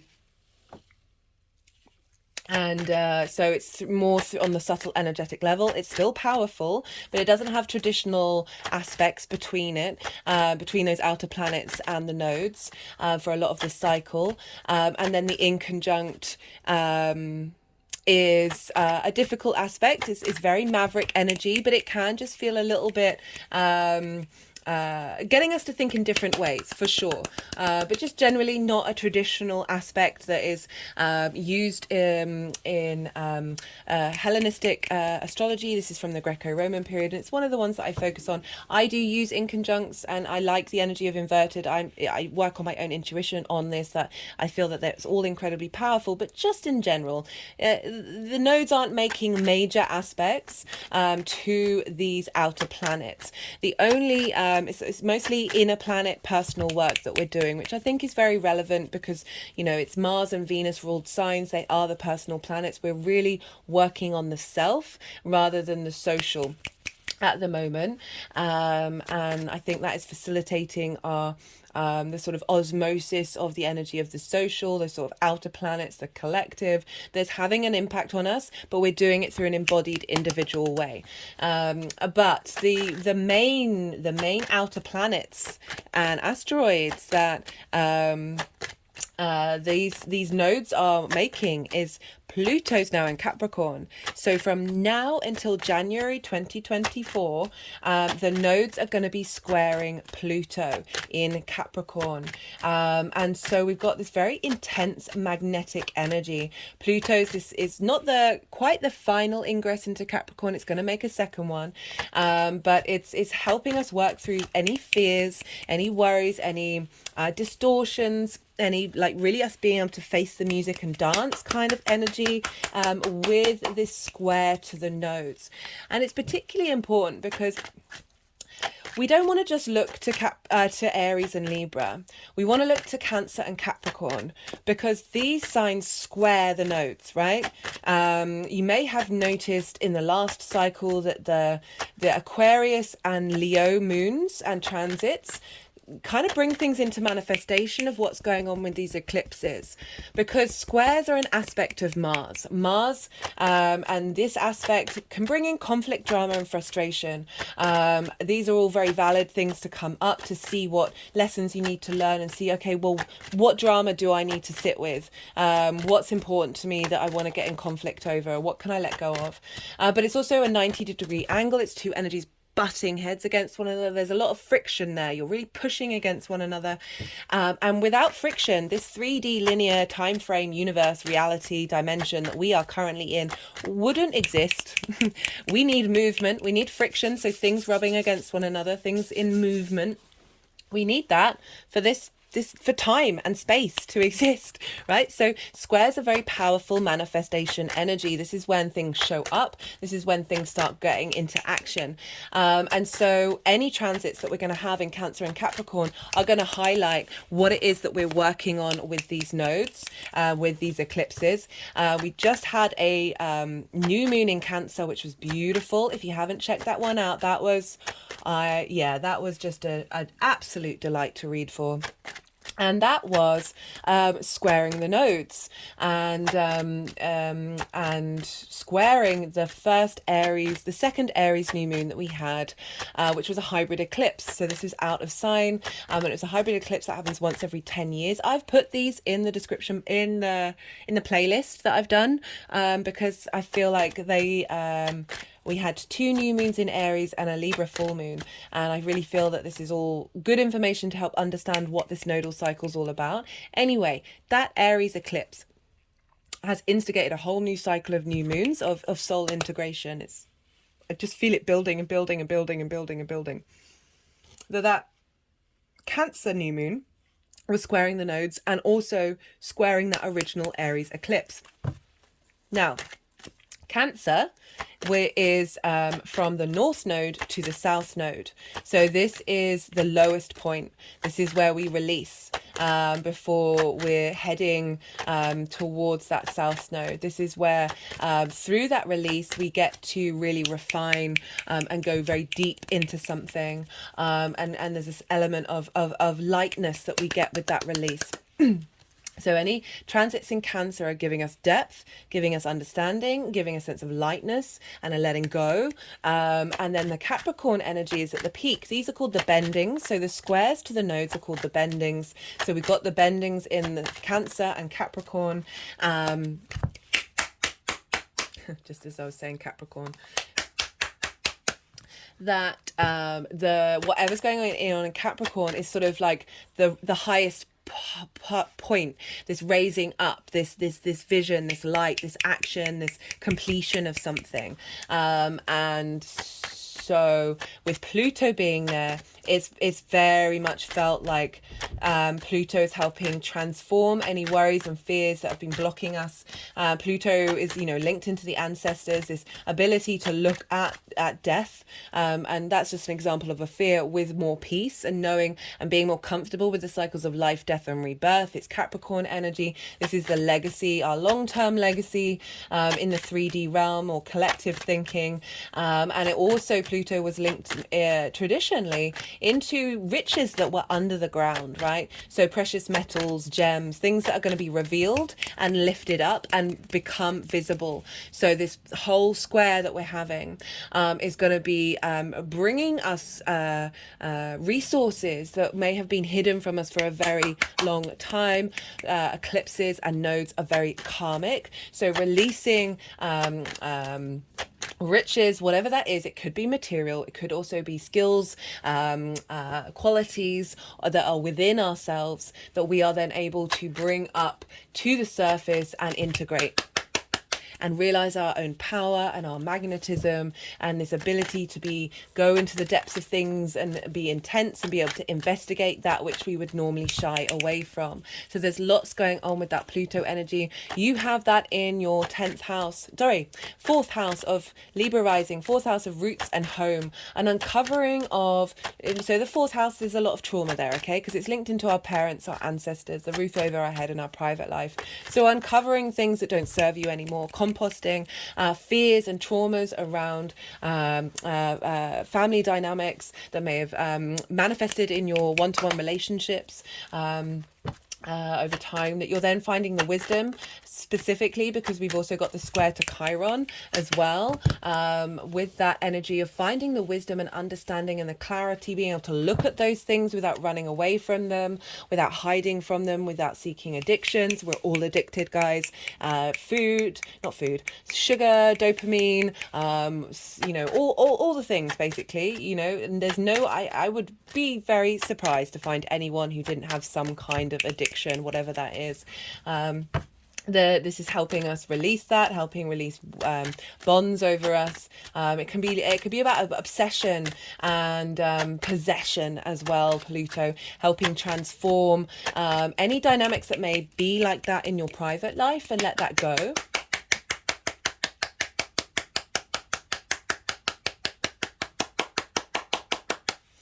And all that Cancerian energy is in your 10th house of your career and your life purpose. It's how the big outside world sees you. It's your reputation. So you're getting, you'll be letting go of things that don't serve you, your emotional responses, ideas around how you think you're seen, unnourishing abilities to tend to your life purpose. It doesn't just have to be career, but getting a lot of support of releasing a lot of things that don't serve you in that regard. So there's a lot going on with that. So also, I can't remember if I mentioned already, I think I did, but I'm going to say it again, just in case I didn't, that with all that fire and air, especially for Libra risings, as you're an air rising, this is going to be very familiar energy to you. It all depends on your chart. You might have like a lot of water and earth in your chart, and then in that case, it's not quite so relevant. But if you've got a dominant air chart or a dominant fire chart or a dominant air and fire chart, this can lead to burnout when you've got the nodes there. There can be a sense of a lot. It's an energy that's very familiar to you, and so you're able to embody it very easily. And always bear in mind that there is a sense of go with that energy. You might be getting a lot of stuff done, but I've been saying in these videos, look to Cancer and Capricorn, look for the release points, right? Because it's not just about this opposition, but it's about the 4 quarters of making sure they're supporting you and you're supporting it by going on this journey where you're accentuating that Libra and air part of your chart. So allow that softness, allow that that's so funny because that card half came out before and I didn't take it. I should have mentioned it. The yin night energy is bound by gravity. There's a slowness to it. There's a depth to it. There's this being in a state of observation, being mindful of cultivating, of nourishing before we then take that action. So, you know, you think of the yin and the yang, like they've got a part of each other within them. And this is really important to highlight, that we don't want to dismiss the yin side of us during this time. It's going to help support that yang energy of taking direct action, which might be a bit hasty, might be not thinking clearly. It's this, so really lean into all the elements in your chart. It's what I like to focus on in natal readings that I do, of really getting to the roots and foundations of how that can express itself. So yeah, take care of your home life and what it is that you need from that, and how your career is affected by all of this. You know, I've really focused on it. It's really seemed like the transits for you Libra risings have been like, if my life purpose isn't being facilitated by people in my life, then I've got to move on. I've got to move on, because if those people aren't willing to to see you and be in balance with you, is that going to change? We can't change people. And I think that's a really good thing with the North Node in Aries, of realizing you can't do that. It's about them. It's about what they need to do. You can't support all of that all the time. And yes, and it's got to let people go on their own journey, and go on their own discovery. And that is certainly something that you need to be focusing on doing yourself. I mean, we all do, always. It's not about separating yourself from the tribe. It's not about supporting people, but it is being wise with it. It's being more mindful, and making sure. One of my favorite phrases is, and this really helped me because I was always a giver, to my detriment, time and time and time again. Didn't learn my lesson. I'd always feel bad if I didn't help people, if I wasn't immediately running and going and helping people. It has taken me a while to be comfortable, because I thought I was being selfish. I thought I wasn't being a good person if I prioritized myself in any way. And then that would lead to like exaggerated periods of time where I'd focus on me in a way that wasn't healthy, right? And one of the phrases that really helped me, I think it was by, is it Michael Beckworth, a preacher? He said, "Give from your saucer, not from your cup." At least that's the person that I heard it from first. I'm sure someone else has said it that beforehand. And it was, it was saying, give from the overflow. Don't deplete yourself. And I've sort of moved it on a little bit of like, when you give from your saucer, you're giving from a state of abundance, not from a state of lack. And therefore you're putting that abundance energy out into the world, and that energy is reverberating out there. So it's inherently, it's better to give from that space than it is from a space of lack, because you're reinforcing the fact that the boundaries aren't there. And we've got so many boundary issues out in the world that we're going from one extreme to the other. It's we'll find a way through it. I have no doubt. We tend to seesaw from one thing to another and then find the middle path. And that's why I always try and focus on, it's like with the opposition of, it's the middle path, it's the space in between, and allowing that space to hold both of those energies without mitigating the other, without denying the other, and being able to hold space for lots of different things. Right, what else did I want to say? Okay, the actual eclipses. So I'm not pulling cards for those because I do lunation videos, and so I'll be pulling cards at the time. But I just want to say that I'm listing all of them in the description box along with the degrees, that we're going to have 3 new moons in Aries. We've already had one of them that are going to be eclipses. That was the hybrid eclipse that I talked about. And we're going to have only one of those with the nodes being in Aries. The other one is going to be the North Node in Pisces. So what I really love about this is, not only this, but there's a very questionable, is it even an eclipse full moon in Aries? And that's the only one. So if we think about that, we've got 3 new moons that are going to be eclipses in Aries and are almost eclipse in a full moon in Aries. So what was I talking about in terms of with this 7th house energy, with this Aries energy, that you're constantly building on what you've already been learning. There's a sense of newness coming in over and over and over again, of what it is that you need. There isn't necessarily a completion. We've got that almost full moon, and it's so not an eclipse, but is almost that it's on a very subtle energetic level, that with all this freshness and newness, that this eclipse is going to be changing and completing this sort of very subtle energetic level that is really getting that alignment in with your soul, because of this new go of like feeling very confident in what it is that you've been expressing and doing. With all those new moons, especially with the one-to-one relationships, as I said, that's what I meant to say, that like if you are in a relationship, you're getting a lot of fresh new ways of engaging with it. If that's romantic, your friends, as well as all those other things. But I just don't want to scare people about the North Node being in Aries, that it's going to help level up a lot of relationships if you're in one where it's genuinely working for you. It can also, with all these new moons, bring in lots of different people into your life that are going to provide you with examples of what it is that you truly want. Okay, so you can often find that someone's going to show up in your life and they tick a certain amount of boxes, and this can be friends, this can be business partners, but they might not tick all of them. But you're enjoying the experience of those boxes that are being ticked, those things that do matter to you, and that resonance that you do have with someone. But then there might be something that's slightly missing, because we're striving for this, right? We're trying to figure out what it is that's where we're headed, not where we are now. Okay, with that North Node, I'm like, okay, well, that feels nice, but this doesn't feel quite right. And is this going to serve me in the long run? Is this something that I want to dedicate myself to? It might be no. And then you got another new moon, and it's like, okay, what does this mean for me? How do I feel about this? And you might come out the other side, not necessarily being in a relationship, but certainly having a very deep understanding of where it is you want your relationships to be headed, and the wisdom through that of having engaged with people, and maybe it hasn't lasted, it hasn't worked, but the lessons that you've learned and the wisdom that you've got from that is going to be tremendous. You're going to really work out, okay, because remember, the head of the dragon, what are you eating? What food? What food works? What food works? What food works in the other side of the purging, the other side? Or what gives you a dicky tummy? What gives you? I don't know where that phrase comes. What gives you an upset stomach? What makes your digestive system not being too happy? Like with how you embody yourself. Yes, someone may have the qualities that you really appreciate, but they're not seeing you. They're not seeing you.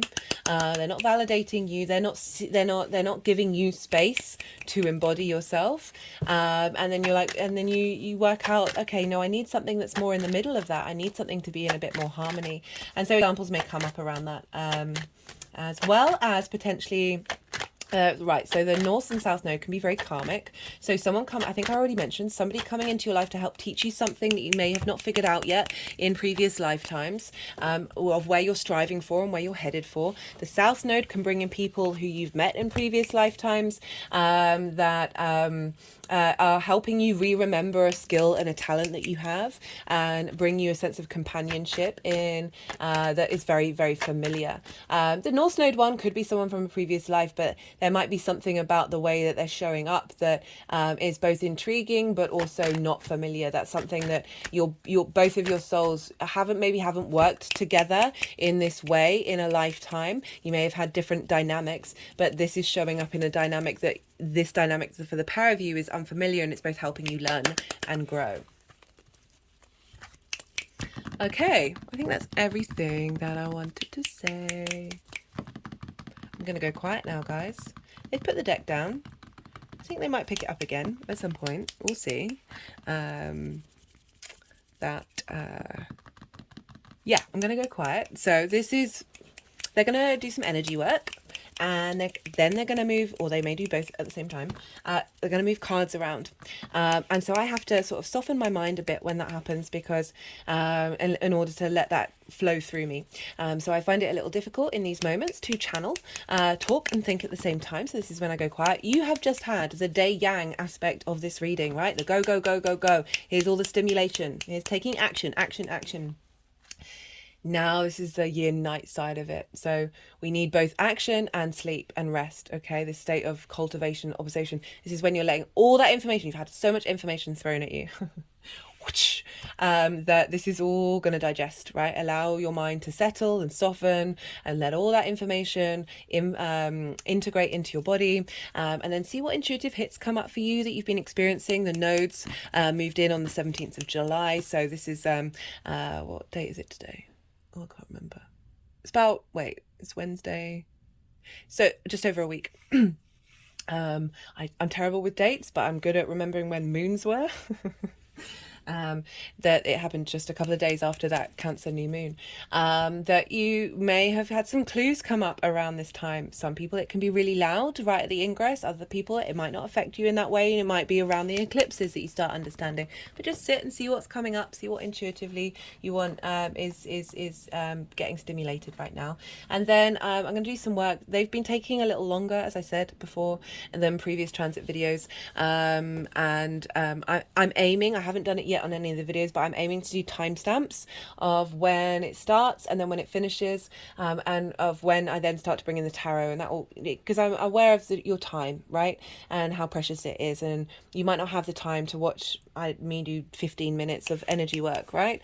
If I get any intuitive hits while I'm doing this, I will I'll speak them during, but I will make sure I remember to say it at the beginning of the tarot reading, so you're not missing out on anything if you have skipped. So do bear with me, allow everything to digest, and then we are going to then bring in these lovely tarot cards into the astrology.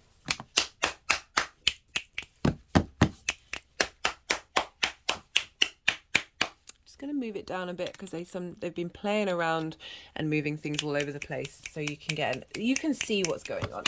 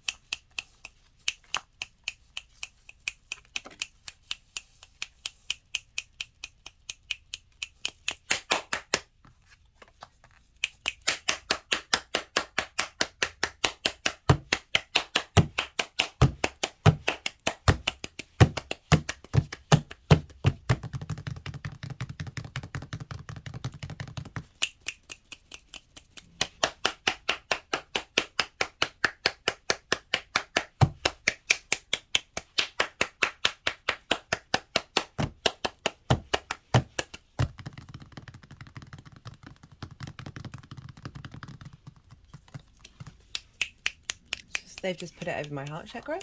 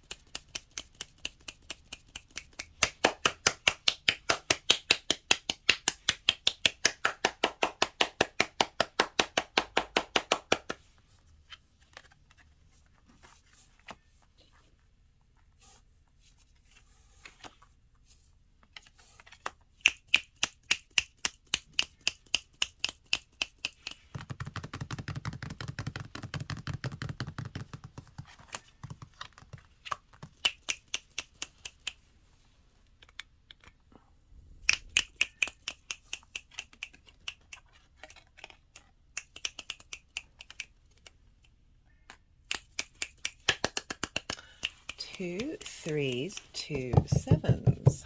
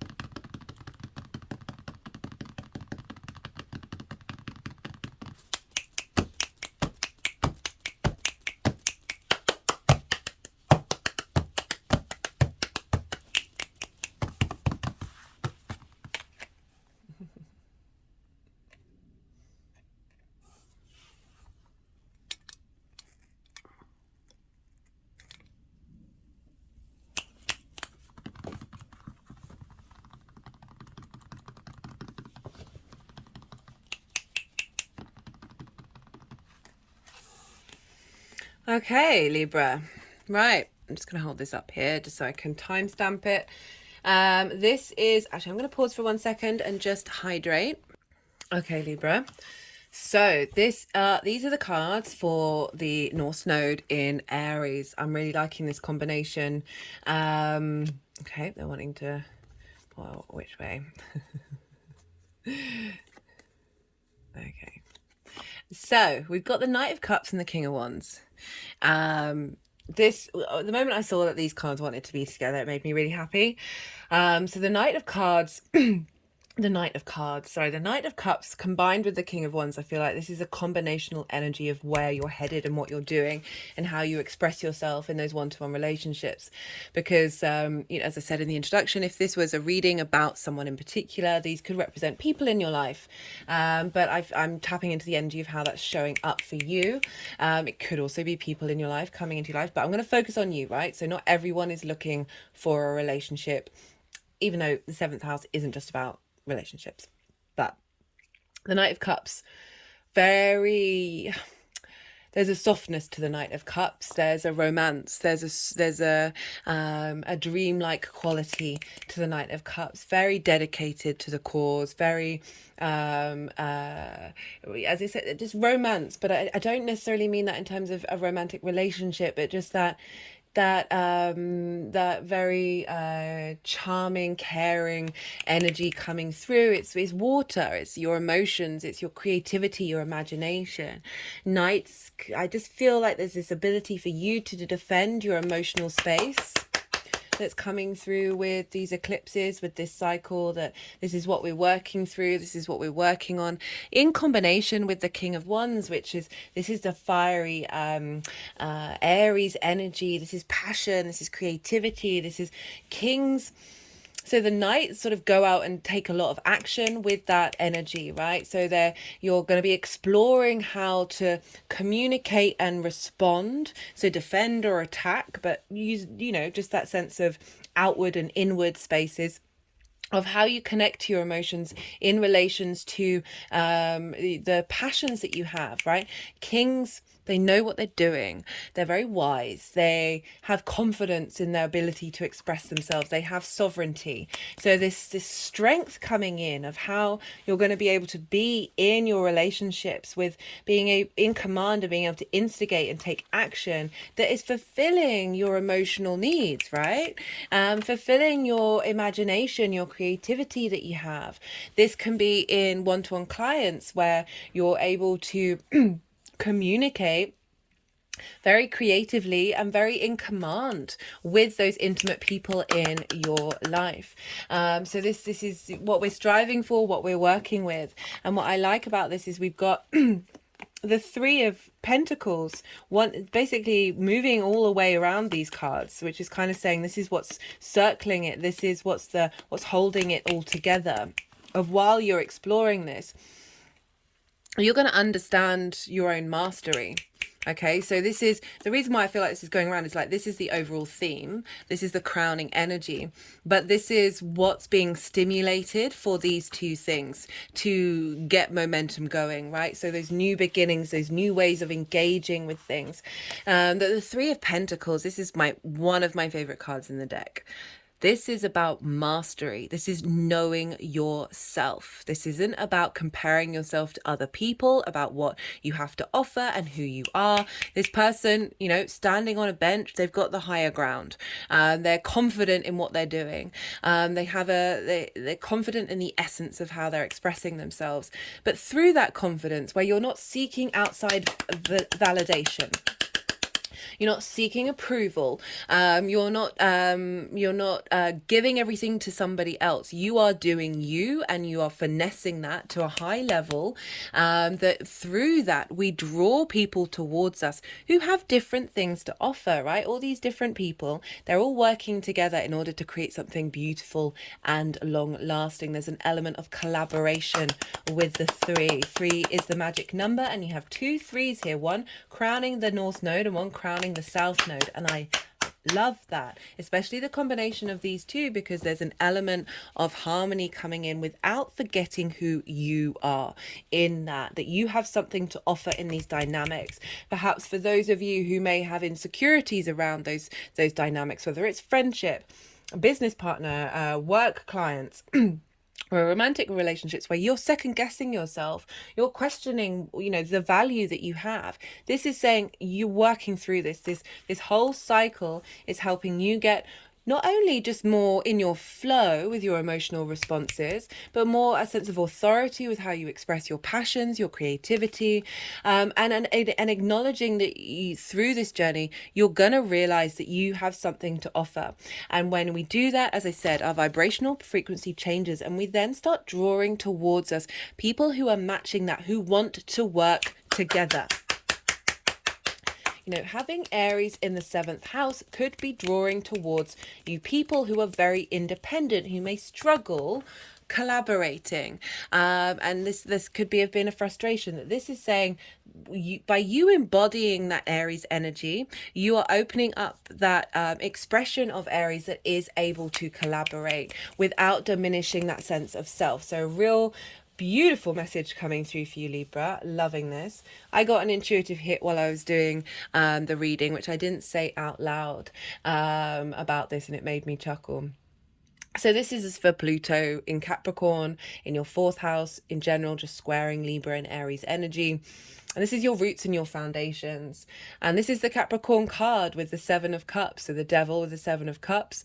And this was for me about you being able to work through those foundational trauma responses and limiting beliefs that have blocked your ability to express your pleasure principle, and that can come into all different phases in your life, right? And that this devil energy, this power, this magnetism, you're releasing things that have had a hold over you, from blocking your ability to dream and to fantasize and to explore lots of different things, and to have that ability to explore those things. There may have been people in your life that have blocked your ability to be you. We are multifaceted beings, right? We are capable of engaging in lots of different things and having lots of different parts of our personality. And this really feels like a liberation of that. Again, also, I was talking about how Pluto is going to help us bring up treasures that have been hidden from us. And you look, all these different treasures that are here. There's a fog. There's an element of fantasy here. With the 7 of Cups gets a bad rap. It's like this delusion. You can't make up your mind. You can't. You may be indulging too much. There may be an element of that you're releasing and you're setting go of. But I just got such a lovely hit with this. Of not only is it facilitating your desires and expression of your foundational your dreams and your hopes coming from that foundational space, but also allowing to release anything that has blocked you from being able to do that. And I like that combination with the 7th house and the 1st, of making sure that your foundations are right, that you're able to have fun and be playful and explore lots of different possibilities. This can just within yourself, that isn't getting blocked by the outside world. For those of you in relationships, I'm not saying this is with other people, but that can very much be a thing. We need to be more open about relationship dynamics and how traditional ones don't always suit everybody. But that's not what I'm saying, that this is giving you a free pass to go and disrespect the people that are in your life. Don't do that. Communication and respect should be fundamental. God, I'm getting angry now. It should be fundamental in every relationship. I really see that breakdown. Like, communication is key, and then when the communication breaks down, you start losing respect for people on very minute levels, and that builds and builds and builds and builds. So those are 2 key fundamentals. So do not ever sacrifice that for your pleasure principle, right? Be mindful, be respectful, have a sense of honor in your expression of self, okay?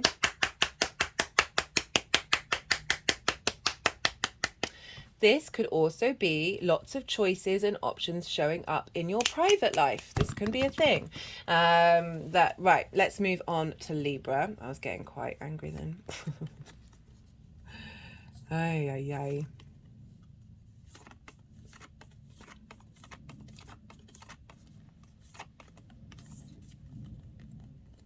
Okay, so for Libra, South Node in Libra, we've got the Seven of Pentacles, we've got the Hermit, we've got the Five of Cups in reverse, and we've got crowning it the Three of Cups. So Seven of Pentacles and the Hermit, perfect for the South Node in the first house. South Node in general, really. But this is sort of really emphasizing that energy of the Seven of Pentacles. Oh, no, that's the Eight of Pentacles. My bad. Either way, even better, actually, thinking about it. The Eight of Pentacles is whistle while you work. Okay, so this is refinement. So the Seven of Pentacles, which I mistakenly thought it was, is about planting new seeds and tending to them, watching them grow. This is, your seeds have grown up, and now, like you see, that this figure is going over and over and over again. The Pentacle, which is the sign for Venus, one of them. She makes 5 retrograde points in her cycle and slowly moves around. This is about the 3D world and how you engage with it, but this is about, you know, I said that South Node. This is something that you're comfortable with, that you're then refining. This is the perfect example of that. So you're going over and over and over something. You're really mastering your sense of self. And the why I say whistle while you work is because this card is enjoying what you're doing, whereas the Seven can be a bit frustrating because you're not necessarily seeing things manifest. This is a building on everything that you've already been doing and really refining your nature and how that is embodied in the outside world. You know, the house of self is embodiment. The first house, and with the Hermit. So again, it's bringing in that element of, you might feel inclined to be more by yourself. And that can just be more, even if you're around people, be more in your own headspace, more in observational space. The Hermit, you know, the hermits are away from society. You see here that there's a star in the lantern. This is acknowledging your true self, the wisdom that you have within you. And these cards are calling you, saying, look, this is the best way to work with this energy, is to allow yourself that space to go inward and be mindful and spend that time cultivating how you embody yourself.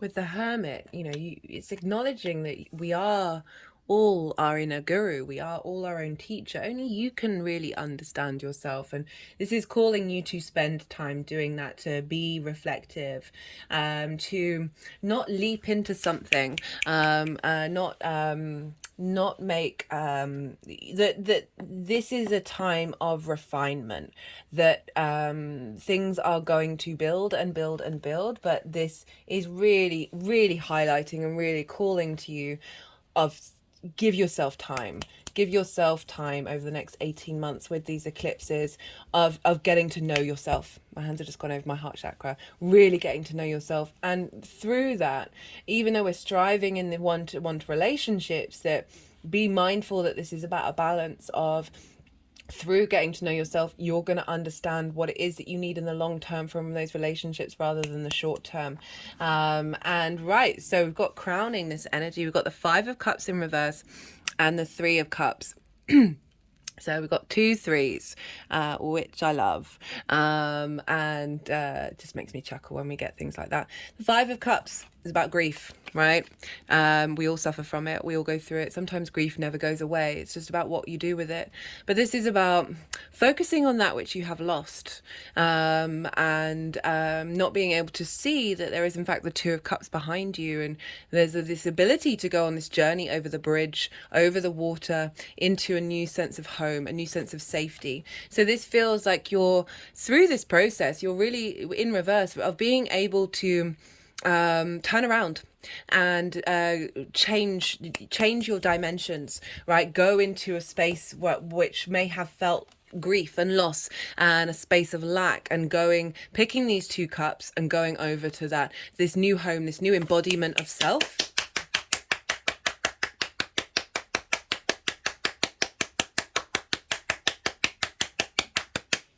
even if it might be that you're going to be going through some exploration of what grief is, exploration of what it is that you've lost.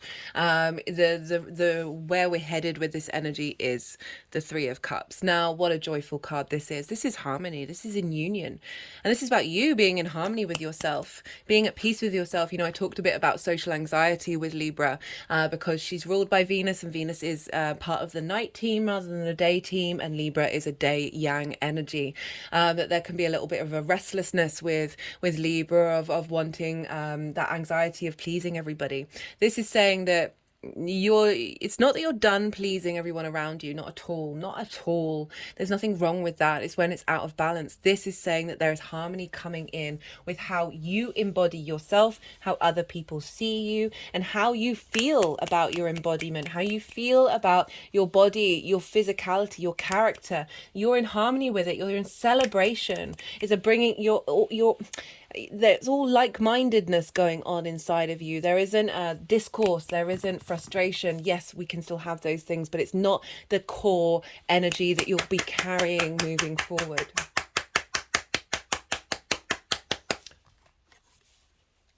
The crowning card. How this energy is manifesting moving forward. This card keeps coming up for us all. Yeah, I think it came up in the Libra collective reading, so not surprised it's come up for you here. I need to go and double check that actually. Did it come up in the eclipse reading? Sorry, my mind has a very, anyway, whatever, enough about me. 10 of Cups, right? So traditionally, this is the happy ever after. This is the emotional commitment, everything that you've got in your life. You've got the family, you've got the home, you've got kids. Very traditional, right? So for some of you, this is going to really resonate, okay? That having gone through this journey, as I said, you are now more in harmony with yourself and with what it is that you need from others and what others give back to you as well. That it creates this space of emotional contentment. For those of you who aren't tuned in to the traditional way of engaging with this card, this for me is about enlightenment, okay? So the rainbow, think of the chakras, think of the light body, how we are all light beings, how everything grows through light, the codes that are in light. And when light is refracted, it makes the chakras, it does the rainbow. There's a lot of esoteric information around about rainbows, very powerful stuff.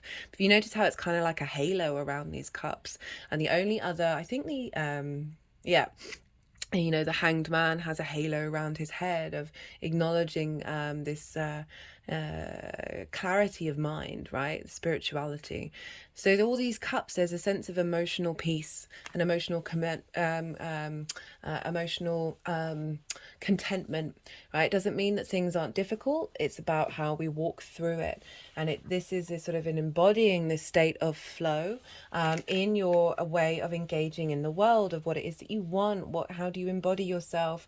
How do you express yourself emotionally, right? This very creative, imaginative, spiritual energy of the cups, of this flow within us. So much of us is made up of water, that through this journey, through the fire and air, we are able to come to this space of emotional flow, right? Emotional balance, and be in harmony with that. And, you know, for taking outside of that, being on a very personal level, this situation can represent anything for you. It's going to be very specific and subjective to what it is that this represents, that may come in a different form, that is a comfort and ease with how you embody yourself and how you express yourself with other people. This could be a really good career, business relationship that you have with someone where it's fulfilling all your emotional needs, like the roof over your head, feeling good about your day-to-day, spirituality, all of that can show up in lots of different ways. But overall, this is saying you're just gonna feel good after this transit, even though it could be difficult. These have all been very positive cards, but it doesn't mean that difficult things aren't going to show up. It's just that the energy supporting you is helping you navigate those, and there's just a bit more ease with it, and really love that reading. Okay, I'm going to pull some clarification cards. I nearly signed off then. I was like, oh no, there's something else I need to do.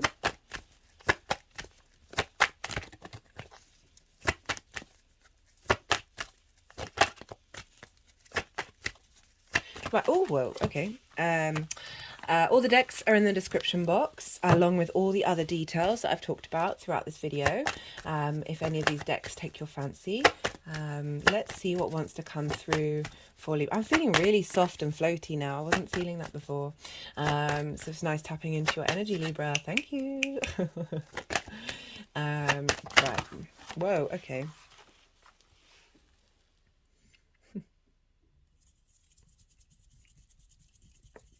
Sometimes it's quite hard to shuffle when there's interesting energy going on in the body, especially in the hands.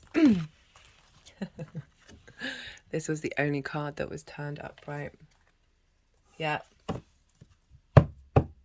Do you in the best possible way. Yeah,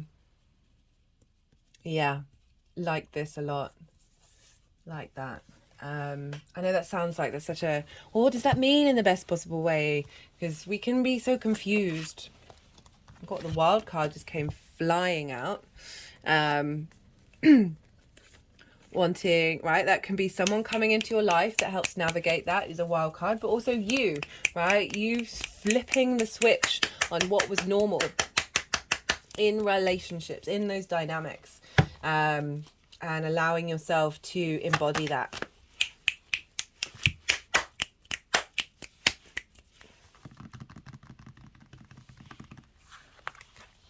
This is the First Light Tarot. This is Major Arcana, question cards, statement cards, keyword cards. Right, follow your dreams.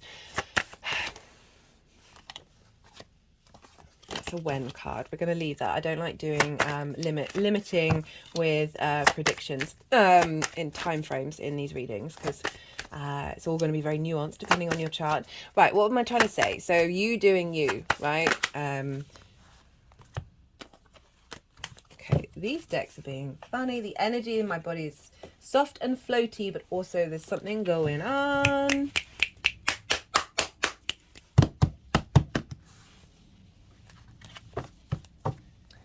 Pick this one back up again. What am I saying?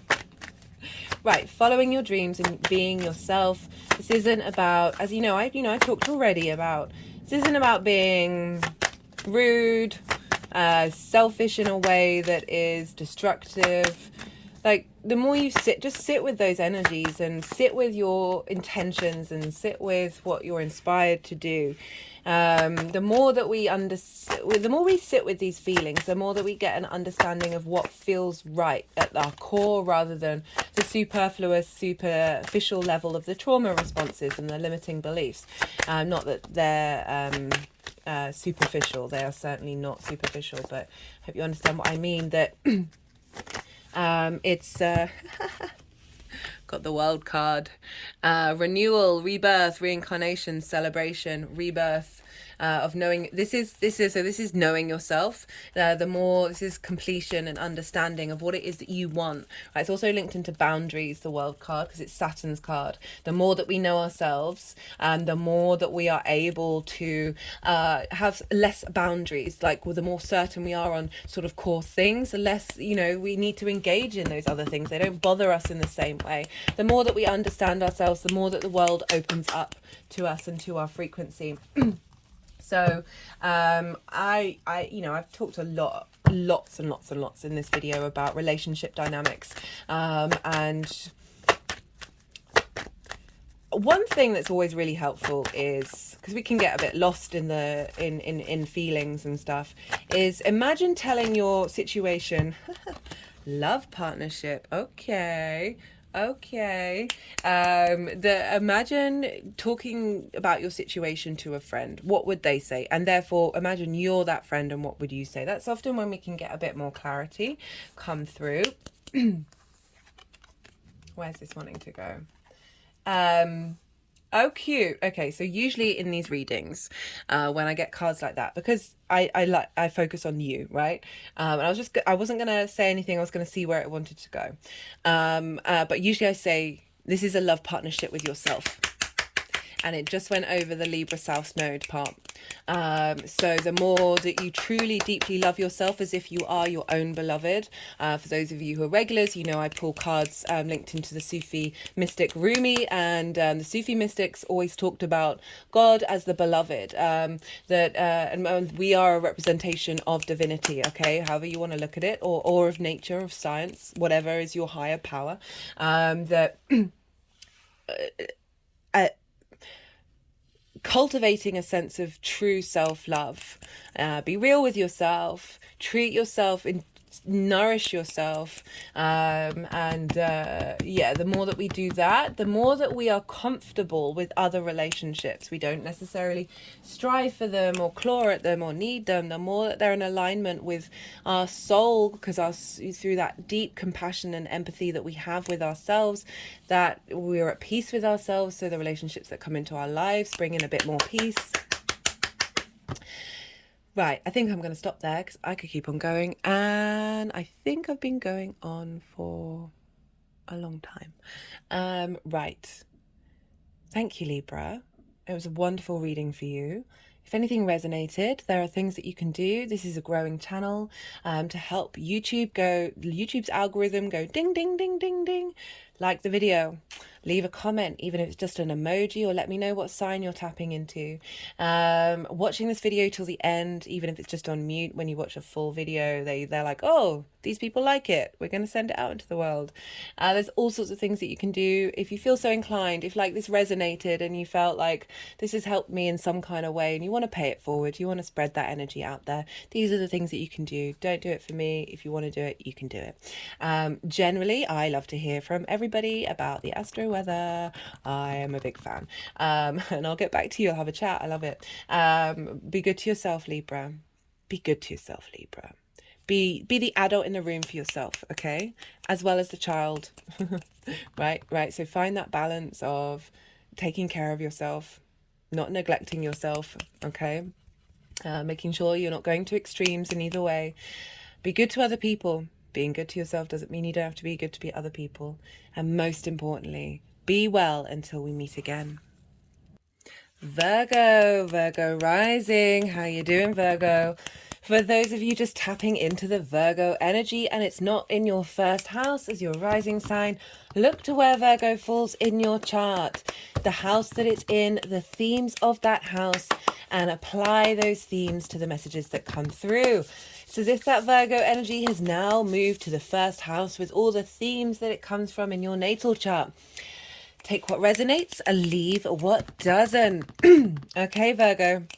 The nodes have now moved into your 8th and 2nd house. But before I say that, before I go kickstart into the Virgo rising, in general, regardless of whether Virgo is your rising sign or not, these nodes are now in untraditional placements, okay? For the Hellenistic period over the Greco-Roman time over 2,000 years ago, these placements were difficult. Okay, and this is because Libra energy is next door to you, and this is called inverted. And Aries is in conjunct, and both of these aspects, they're not traditional aspects, so they're not conjunction, sextile, square, opposition, trine, opposition, how could I forget the trine? So then they don't have a traditional line of sight with each other. And this just makes things a little bit more difficult. Difficult isn't bad though. And you've just come out of an 18-month cycle with the nodes sextiling or trining your ascendant or your Virgo energy. So you've gone from very supportive energy. I'll talk more about that in more detail throughout the reading, to energy that is difficult, as I said, but there's real magic with these two aspects. And they can be incredibly transformational. Just because they don't have a traditional aspect doesn't mean that they're not valid. It's certainly from my intuitive understanding of astrology, and the more that I work with it, the more that I understand that every single part of our chart has weight, has power, and there can be an element of hierarchy, but I don't see it that way. So Aries energy is in conjunct your Virgo energy, where the North node is.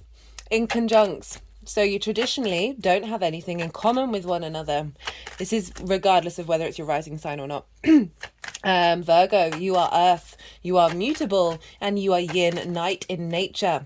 Aries is cardinal fire and yang, day in nature. So out of the three main things that all the signs have in common with one another, they have nothing in common, right? But this is a wonderful thing. This can be frustrating, right? Imagine having a conversation with somebody, and on first glance and second glance and perhaps third glance, it doesn't appear to be that you've got anything in common. Right, so as humans, we can find it easier when there's things in common with one another. It's not just us for humans; it's for all species of nature, really. That when there's a common denominator, we just the flow of information is easier, right? So with a trine, which you just had with Taurus, with the North Node, both Earth.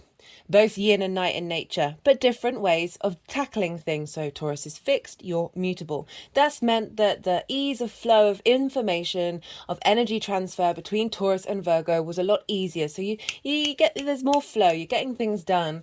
You're not having to figure things out so much, right? You're not having to put in that much effort.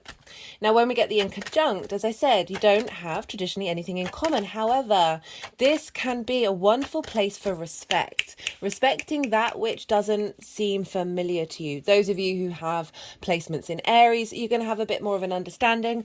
Having a conversation with someone, as I said, where you don't necessarily have things in common, there can be cross wires at the beginning, can be a bit frustrating, you're kind of grinding your gears, trying to get things going. But once you have that respect and understanding of this different way of embodying energy, right? Of existing, of a skill perhaps that somebody has that you don't think you have at all, you can honor it, you can really respect what's coming through. There can also be an element of comparison is the thief of joy, or just not seeing eye to eye. But I really want you to understand that that can be the energy that's floating around, but that isn't like the main event. The main event is when you do get these two energies to work together and get to facilitate one another. That's when you're kind of colouring outside of the lines. This is when, you know, you're not using the normal way of doing something. This is out of what is familiar, and therefore this is when very inventive, very unique ways of looking at things and working with things come about. This is honestly really a form of evolution, when something is doing something different from the norm, where there's a coming together of energy that creates a new pathway.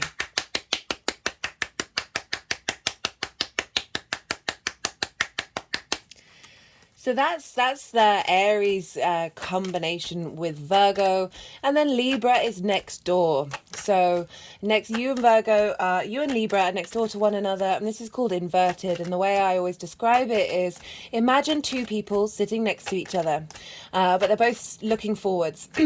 And so they know that each other are there, but they can't see each other. There isn't that sense of clarity, of direct line of sight. And so this is kind of what it's like. I always talk about how this is like, goodness me, my words. It's very subtle, energetic energy flowing through here. It's sort of it's accessing the atoms, the subquarks, everything like that. Osmosis, energy transfer of just having that sixth sense about something going on. With this Virgo Libra dynamic, and so these are energies that have a lot of power. They just don't have the traditional ways of engaging with things, right? Some astrologers argue that these are very subtle and you don't notice them, and they actually do you a disservice. That is not how I see it. Everything has its positives and negatives, and it's how we work with it. And just acknowledging that you are shifting from the trine and sextile, from Taurus and Scorpio. Trines, as I just said, they are an aspect of Jupiter. They want to provide wisdom and elevation, a lot of free-flowing energy. The sextile, you're both yin, night in nature, but you have different elements and different modalities. So Again, you've got something in common. This is more brainstorming energy, a sense of appreciation. But it's, you know, not, we can have the capacity of appreciating that which we don't have in common with someone, right? We can try and walk a mile in another person's shoes. This is the kind of energy of the inconjunct. And so maybe it might be helpful just to spend some time trying to embody that Aries energy and trying to embody that Libra energy in a way that is more direct. You're going to be called to do this anyway, but it might just be helpful to work with the inconjunct and the inverted by just spending time sitting with those energies and how they show up for you, and seeing how you can get them to work with your Virgo energy. You know, Virgo is mutable. Earth is ruled by Mercury, unite in nature, very observational. So that Virgo energy has a lot of power because we're dealing with cardinal with Libra and Aries. Cardinal likes to instigate things. Yeah, these the beginnings of the spring and autumn equinox. So they like, and they're yang day in nature. They want to take direct action. Your Virgo energy is going to help being able to see the small details that are going to facilitate this energy getting launched off. Like that instigating energy. You're gonna have the groundwork covered in order to facilitate the things that you're instigating during this time. So I don't see it as a negative, but I just want to bring up sort of the more traditional ways of looking at it. Can be a bit frustrating, can be a bit cross-wise, or can be so subtle that you're not even noticing it. You're just more embodying it very naturally. Right, so for Virgo rising, that's the kind of general energy that's floating around. And now let's talk about the houses for Virgo rising. Aries, forgive me, I jumped quite quickly into that. I am pulling cards for 4 different piles. The first pile is for the North Node in Aries. The second pile is for until January 2024, we're going to have a square with Pluto. The second pile is the South Node in Libra. And then the final pile is how all this energy is going to manifest and moving forward. So that's what's going on in terms of the tarot and what sort of themes I'm pulling into today. Right, I'm going to go back to Virgo rising. Hi, Virgo. Oh, hello, Mercury, the ruler of Virgo. Like that this is coming up. Haven't seen the Magician come up as much as it used to. Obviously working with lots of different energy right now. Anyway, right, I'm going to start with the North Node in Aries. So this is ruled by Mars, can be very combative. I love Aries energy. There's very few masks with Aries. You can kick off, but you're also very, it's a spiritual warrior. It's like, what are you defending? Helping empower other people. Being able to feel confident being themselves. That Aries energy is it's a very, very potent energy. And we've got the North Node here. And in the 8th house, and the 8th house is the outside world's resources. So this can be mortgages, loans, car insurance, big money that's dealing with the outside world, as well as inheritance, 3D or cosmic inheritance. So bigger chunks of something, downloads from the cosmos, things coming into your life that are part of your soul's path, especially with the nodes moving through here, of really activating and instigating them, and opportunities coming your way from that, but also on the 3D level, opportunities from the outside world that may be offering support during this time, and because the North Node exaggerates, the North Node amplifies wherever it is, and so it's going to amplify all of that Aries energy. If you've got any placements there, any planets, any asteroids, any astrological points, look to what they are and look to what they kind of mean for you, and then apply what the North Node energy might feel like. In part 1, I did a reading for the North Node in Aries, part 2, South Node in Libra, part 3, the eclipses, and today this video was Chiron in Aries. So Chiron's been there for a while. And this is really going to affect a lot of the North Node, help us find the wisdom in whatever may have hindered our individual spark of spirit being able to express itself. Very independent energy, Aries. And with that 8th house is, so it's not only just the big outside world's resources, but it's the give and take between you and the outside world. And this can be anyone in your chart, right? So friends, parents, one-to-one relationships, partners. So this is how your relationship shows up, right? The give and take, time, money, things, ideas, intimacy, all of this shows up in the 8th house. And often when I've done readings for the 8th house, one of the most common cards that comes up for that house is the 5 of Pentacles. And this is sometimes when we feel left out in the cold, we don't feel supported. We often have a lot of imbalance in the 8th house. Maybe we give too much or take too much. Having Aries there of wanting to be very independent, having very sort of fiery outside world interactions can show up with that Aries energy. And the North Node is what we're striving for. It's the head of the dragon. We're hungry for it, and it also exaggerates that area of our lives, so we've got a lot of focus there. I would always recommend with 8th house transits is getting into balance of what it is that you need from the outside world. And for me, that always starts off of, are you blocking yourself because you need this and this from the outside world? What can you do for you that is getting into balance your interaction with those resources?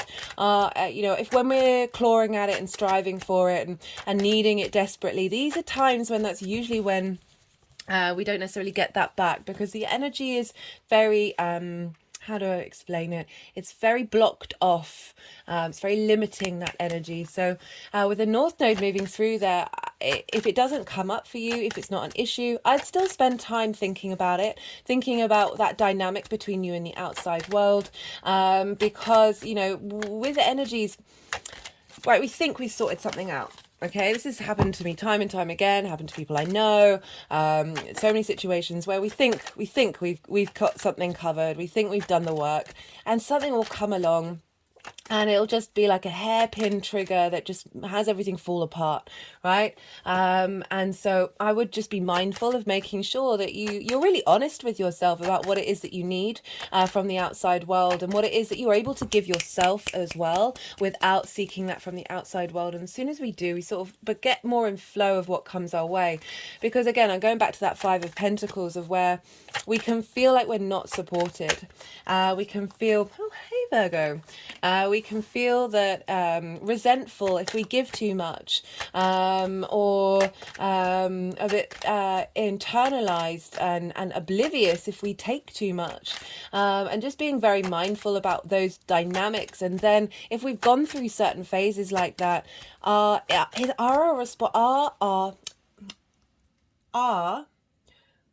I say this?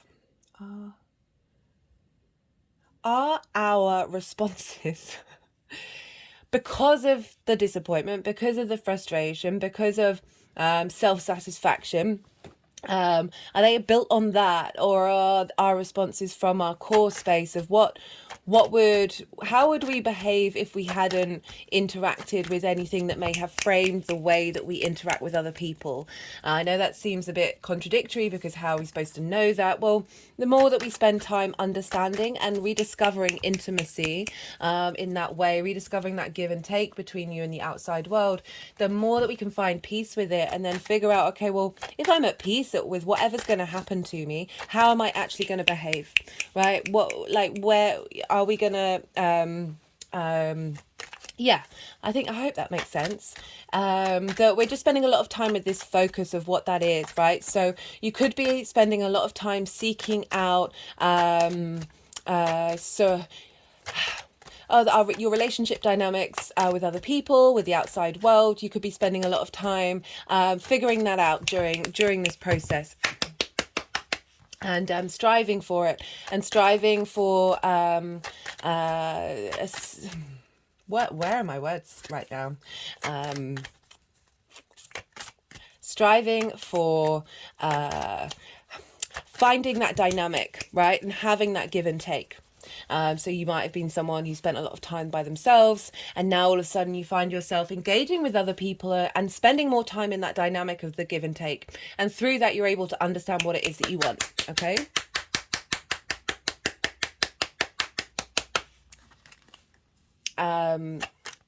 So it's also the house of transformation. So this is a big time of transformation, and it makes a lot of sense when you think about it. It's the give and take in the outside world's resources, because those things can completely change your life, right? So say I was talking about big money. For some of you, you might get inheritance during this time, or you might get a mortgage that comes through, or a loan that comes through, and this really facilitates a transformation in your life. Okay, so sometimes, you know, can help then set up a small business, or go and do a project that you really want to do, or be able to buy a house, or whatever it is.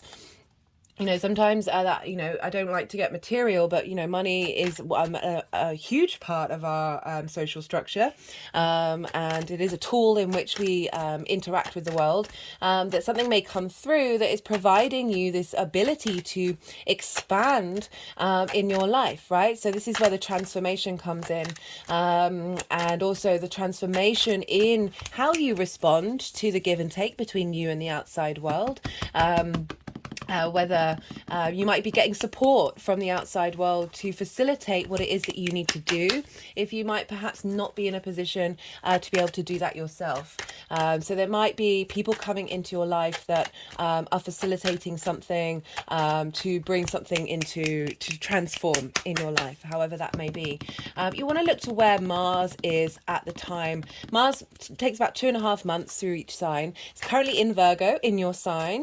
I love Mars in Virgo. I get stuff done, be able to find out the small details and just be, you know, have the motivation just to do the small stuff, right?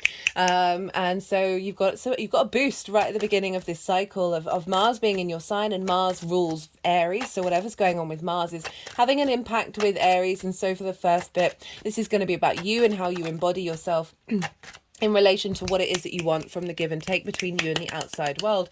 Mars is then going to move all the way around the chart, so you're going to get a different area of your life get stimulated when Mars changes sign. That's going to link into these eclipses and these big changes that you're going to have. We've also got, so look to where your Mars is in your chart as well, because it's the same Mars that's going around the sky, the house that it's in, the sign that it's in, and look to the energy of that and see how that's going to show up for you in your life, and impact what's going on with Aries for you. That's just going to add a little personal understanding of how this whole transit is going to affect you. We've got Chiron there. Chiron's a big deal, because this, you know, even if we look back on past cycles, Chiron wasn't there. This is a deep healing. This is real deep healing here with this North Node in Aries. I love it for all of us. We're going to have 3 new moons in Aries, which is a lot. I'm going to talk about those later on, but I just want to sort of let you know with this North Node in Aries here for all of us that we're getting a lot of, it's not about completion. It's about refreshing over and over and over and over again, and allowing ourselves to change and to evolve and to grow, and to let that that freshness keep coming in, where we're comfortable with figuring things out and being wrong, and asking questions and exploring, and not having this sort of finality of endings happening, that even though with eclipses, you know, new beginnings can only come from endings, but regardless of that, I really like the fact that we've got 3 new moons in Aries for this cycle. So that's the sort of North Node Aries part of your chart. Again, this can also bring in, say you've got investments. This is the kind of thing that the North Node can exaggerate for some of you. If you're in a relationship, this is when your sort of partner's resources can come and help you out, or you start planning to really work together to create something, to create an investment, to pool your resources for whatever means. This can be something that happens with a North Node transit, and yeah, always be mindful with these things, as I say, like yeah, just know that this energy is exaggerating something, and helping us move forward, but we always have to tie it in with the South Node. This is about balance. These are opposing one another. It's the same with the full moon. It's the same with any opposition. Always look to figure out how to get these energies to work together and not mitigate one or the other, and not sweep from one side to the other in an exaggerated seesawing kind of way. We want to find that middle path. So the South Node over in Libra. Well, right, the South Node. So this is the tail of the dragon. So whereas the head of the dragon is eat, eat, eat, eat, eat, consume, consume, consume. It could be, well, no, it is. The tail of the dragon is obviously what happens to food. You know, I don't want to be, I don't think it's gross. I think bodily functions are perfectly normal. But there's, you know, the other side of eating, right? The releasing, the letting go. So the South Node is very much more of an inner space. It's this time of refinement. It's often a place that we are comfortable, right? So the North Node in your chart is often what we're striving for, and the South Node is what we're comfortable with. So now you're comfortable with your resources. So we've got the 8th house is the outside world's resources. We've got the 2nd house, which is your resources. This is how you value yourself. This is the main one that I tend to focus on with this house. But it's the resources that you have, the things that you care about. This is the tools that you have in order to make your money, right? So this is how you manifest. These are the resources that you have for you. So whereas the 6th house is in how you work, the 2nd house are the tools that you have, where you apply those tools is how you apply those tools in the 6th house, and the 10th house is that sort of life purpose, where you're headed, what drives you. Doesn't just have to be about work. So 2nd house, the tools that you have, you're refining them. The South Node can be heavy energy, can be draining energy, because we're letting go of something, we're purging. But I find after those sort of things, we feel a lot lighter, right? So it's getting rid of that which we don't need. I've found with the South Node that it tends to bring about things that you let go of something that you thought you want, and so you're just like, oh, this is annoying, this is frustrating, and then it turns out to be something that you needed in the long term, right? So do be mindful of that. You know, eclipses do bring about big changes. It's not to say that it's all going to be sunny and light. I say these things in order to prepare you for what's coming, but not for you to doom and gloom about it, but to be aware that, you know, it's in my opinion that everything that goes on in the skies is facilitating our evolutionary growth. And the more that we begin to co-create, the more we get that into alignment. We don't tend to know all the things, do we? Right? There's something bigger going on than us. Even if it might feel a bit frustrating at the time. Breathe. Breathe. Right, so the South Node in the 2nd house. What I like about this is the South Node, you're going inward, you're really refining something. Because when we're comfortable with something, this gives us the opportunity to find out the small details and to work out what's working or not. Okay, so this is a disentangling of the things that haven't worked, the things that limiting beliefs, trauma responses, old karmic contracts, old karmic relationships. This is a time of just letting that unravel and spending time in a little bit more isolation. So with the 2nd house, for some of you, this could mean not having so much money coming in through the way that you make money on a day-to-day basis. This can be balanced out, as I said, with the 8th house of sort of more big money coming in that's supporting you. There might be sort of more bigger projects rather than the day-to-day that you're doing. With the South Node in the 2nd house, what I like about it is it's refining your ability to value yourself, right? So the way that we value ourselves can often be very, very distorted. And the reason why I focus on that particular part rather than the other things is once we're in alignment with understanding our core value, the rest of it falls into place. Like, you know how to use the tools that you have, you're aware of them rather than self-effacing or not thinking you're good enough or being too aggrandizement, right? So if you're all puffed up and you think you're really great, the South Node's going to come along and show you where you're not. That's for sure. And I say that with love, I really do, because we all have the capacity to do that. And it's being humbled is such a wonderful thing. It's a very valuable lesson in life to be able to be humbled and not fall into pieces because of it, right? It's not here to destroy you. It's here to help you out and reroute you and make sure that you become aware of those things that truly are important, and that you really do have the skills within. It's not saying that where you're puffed up you don't have the skill, but it might be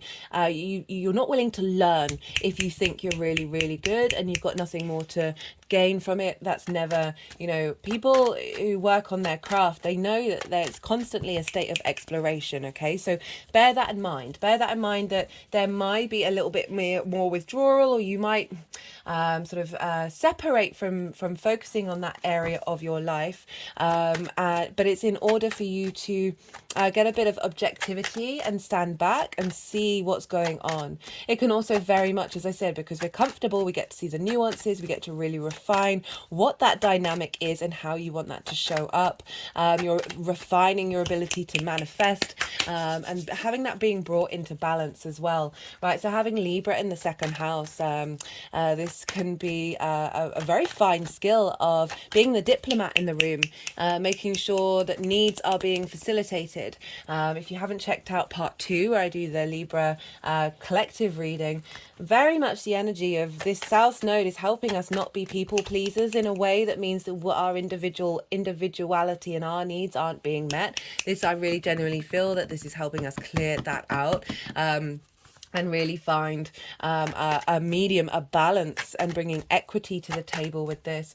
So if things have been out of balance, with you acknowledging your skills, with you acknowledging the fact that there's a lot of charm and grace and ability to bring harmony to ideas that may have been discordant, okay, making them more easily accessible to others.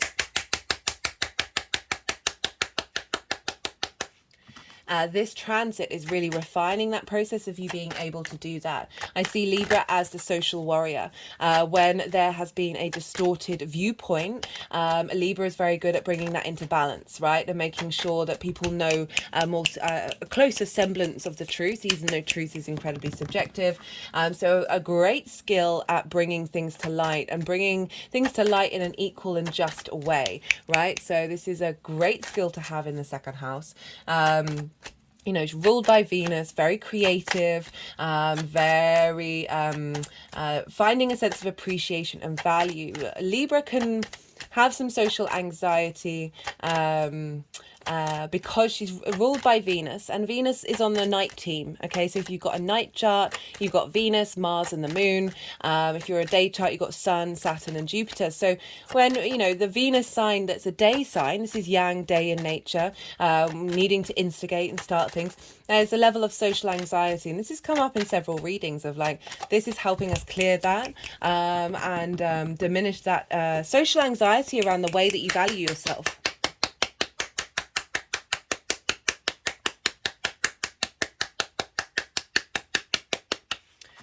But just generally, I mean, I'm not getting this sense of letting go. I'm not getting this sense of a disaster around money. I would say, just in general, just be mindful of how you spend your money during this time, your resources, because, you know, it is eclipses, and it is the South Node, which is about letting go and sort of going into isolation, that there might not just be as many resources around as you're used to during these 18 months. And this can just help you really, being thrifty is a wonderful skill. There's nothing to be afraid of, and it really helps you put in perspective of what it is that you truly value.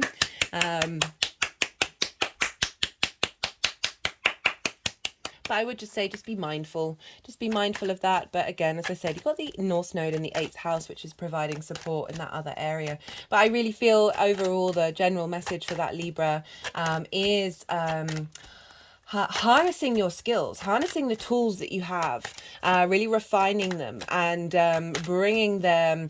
They're crystallizing, like a purifying. Now, purifying is, I don't like using that word because I feel like there's too many connotations with that. But really bringing depth. The word depth has kept coming up. It's not something that I'd usually use, but what is that word? There's another word that's on the tip of my tongue. It might come back to me later. Right, so just bringing a layer of maturity and depth to this area of your chart, a sort of being able to weather the storm, okay? So where the South Node is, as I said, it can cause issues, right? Because we struggle with loss, we struggle with letting go of something, we struggle with change. It's the same as the North Node as well, of like, oh my goodness, now I'm focused in this direction and being pulled in this way, big changes in that way as well, that eclipses can shake us up. And I feel with the South Node, whenever you have the South Node move through a sign, you come out the other side of it realizing that you've matured in such a strong way, that things that you thought were consistent in your life aren't necessarily consistent, but it gets refined in a way where the essence of what comes out the other side has more longevity to it, is based on a level of maturity, as I said. Right, so we look to where Venus is for the South Node in Libra, and Venus is over in Leo. She's going to be there until maybe the 9th, maybe the 8th or 9th of October. She's retrograde right now. If you haven't checked out that Venus transit video, I do recommend it. She's very, very powerful, Venus. She retrogrades the least out of everybody. And so when she does, this is a big deal, right? So she's over in Leo, our heart space. And for you, that's in your 12th house, the hidden house, the house of mysteries, helping you reassess and reevaluate all those hidden constructs within your unconscious space, and helping draw out magic and a sense of appreciation for who you are on your soul's journey.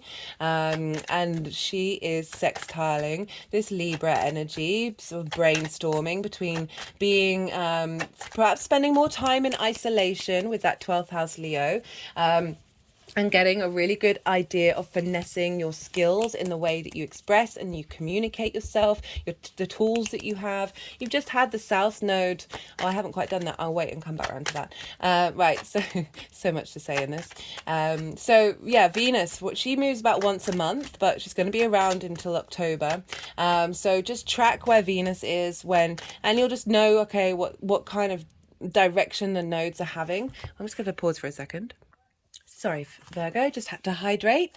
Right, so yeah, follow Venus if you want to have a deeper understanding of how the nodal energy is going to shift and change, because wherever Venus is in the sky, she's going to be impacting Libra. And so that wherever she is, what sign she's in, the themes of the house of that's going to be adding another layer to what this nodal transit's going to be like. I will be doing videos for the lunations, for the eclipses, and we'll be referencing where Venus and Mars are during those, so you'll get an understanding for the eclipses themselves about what other layer of focus is going to be for that part of the transit. She moves about, as I said, about once a month between the signs, so just going to do a full loop around the whole chart. Right, look to where your Venus is in the same way I said look to where Mars is. Wherever Venus is, what sign she's in, what house she's in, what themes, and that's going to make it personal to you of how this is showing up. So yeah, this is I think this is a great transit because, right, so we've just had Taurus and Scorpio, so that's earth and water. So we've gone from yin, night in nature, and so there's a slight slower pace to it. You know, this was all very creative energy that was coming through for you during this time, Virgo rising, and now you've got this ability to use what you've learned from how you see yourself in the world, 9th house, to how you refining how you communicate, spending a lot of time on that, and now you're refining that communication skills into your how the tools in how to make your money, how to manifest in the world, as well as how you see yourself in the world, the 9th house, and how that's affecting how you then engage in this one-to-one dynamic, not one-to-one dynamic, the give and take between you and the outside world is based on the fact that you've got a great deal more confidence and understanding understanding of how you see yourself in the world. So therefore, you understand what it is that you want and how you're going to engage with the outside world. So this is just a wonderful combination. We've gone from the North Node being in Taurus, ruled by Venus, helping us feel good, helping us set a sense of appreciation and value of what we're striving for in our physical body, our senses, how we interact with the 3D world. 2, Mars in Aries with the North Node, which is day yang in nature, of what are we instigating? How are we now instigating these ideas into the give and take between you and the outside world? Where is your motivation and drive to take action? Where is your passion coming from? And then we've got the South Node, which was in Scorpio, ruled by Mars traditionally, of what we're cultivating, of transforming those fixed emotional energies, of that deep intensity in the way that you communicate, and transforming that into now Venus is smoothing things over and bringing harmony. Okay, how do we bring all this action that we've been doing, this observation, this cultivation of your communication, how are we bringing this in and refining it into a sense of how you value yourself, a sense of how you have now tools in the way that you express yourself in order to manifest in the world, and taking action that way and instigating a new way of engaging with this. So love it, love it. Another thing about this whole 18-month cycle is a lot of the outer planets are in water and earth. Okay, Jupiter and Uranus are currently in Taurus. Jupiter will be moving into Gemini, so that will turn into a sextile and a trine for us all at the beginning of next year, which will be great. And then Saturn and Uranus are in Pisces. These are either side of Aries and in conjunct Libra. So we've got a lot of powerhouses with this in conjunct inverted energy for us collectively, but you've got that on top of that, Virgo. So I think this is a really interesting dynamic time of lots of things happening on a subtle level, and then there being avenues that you may never have explored and expressed before, yeah, it's feeling very dynamic. The energy's feeling very dynamic, even if it may be a little bit challenging. But as I said, challenging, difficulties, these aren't bad things. It's just how you work with them. And you've just come off the bat of all that creative and inspirational energies. You've had that flow, you've been in that flow, and now you can navigate this new dynamic, this new way of engaging in different pathways. And I absolutely love it. Pluto's obviously moved into Capricorn. It will go back into Aquarius for a little bit, then back into Capricorn, and then finally December 2024, just before the nodes shift into Aquarius. So we've got a lot of the outer planets. This is more long-term cycles, long-term trajectory for you as an individual as well as for us collectively, all in yin and night signs. So with all this fire and air, okay, with the nodes, with the eclipses, we can burn ourselves out with this, because fire and air, they're not bound by gravity. They're very fast moving elements. There's a need for a lot of stimulation. There's a need for a lot of action taking, of going and being and doing and doing and doing. And that's great. That's really helpful motivation energy to get up and go. But you can really burn yourself out if you don't allow yourself the stillness, you don't allow yourself the yin energy. And so I really feel that we're being supported right now of not getting burnt out, because we've got so much else going on in water and earth. It's rebalancing that, like the yin and the yang, they have a part of them in each other, this acknowledgement of intermingling of energies, that's the way for a happy medium. That's the way for a happy balance. Right, so it's helpful, it can be helpful to look back to previous cycles. So all the dates, all the degrees, absolutely everything is all in the description box. I know it's a lot of information, but it's all there. So the last time we had the North Node in Aries, just wondering, the cards aren't coming out.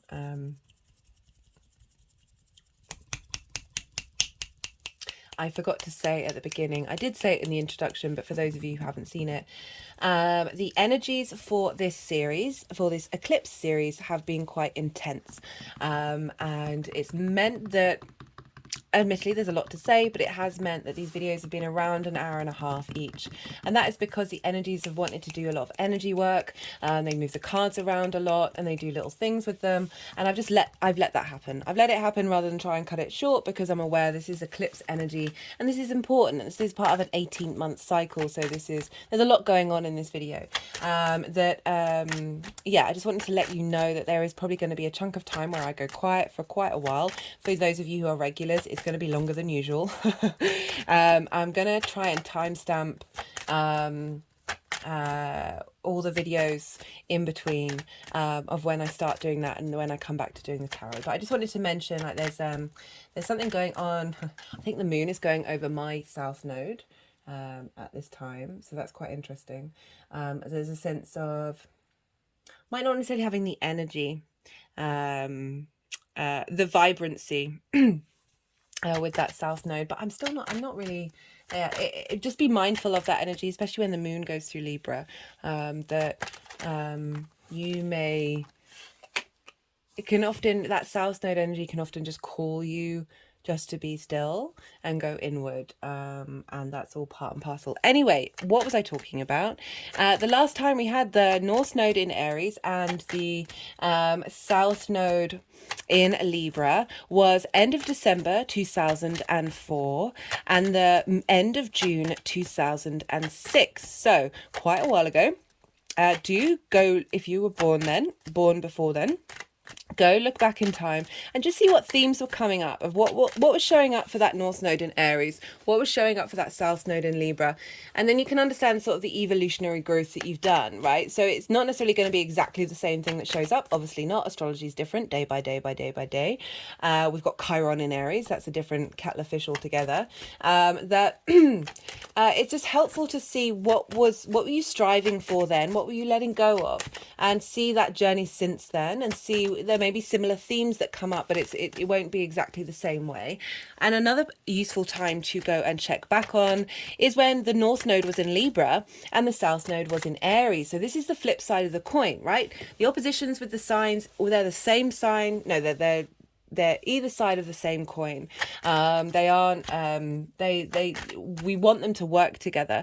So this is March 2014 to the autumn of 2015.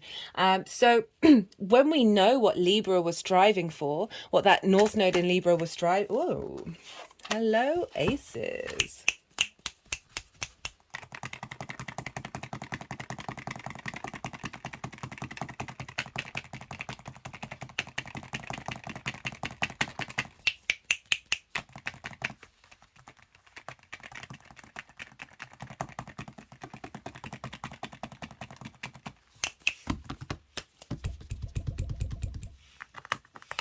Right, so got a little bit distracted there. When we look to the North Node in Libra, like what was that second house striving for?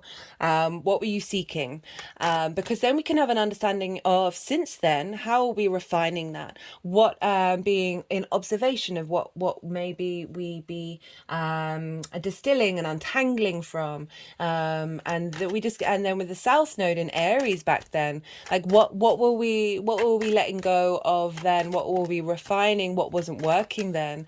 What were we comfortable with or unable to build upon? And now we know the next part of the cycle that we've been leading up to this North Node of now we're striving for something more than that. Now we're leveling up that.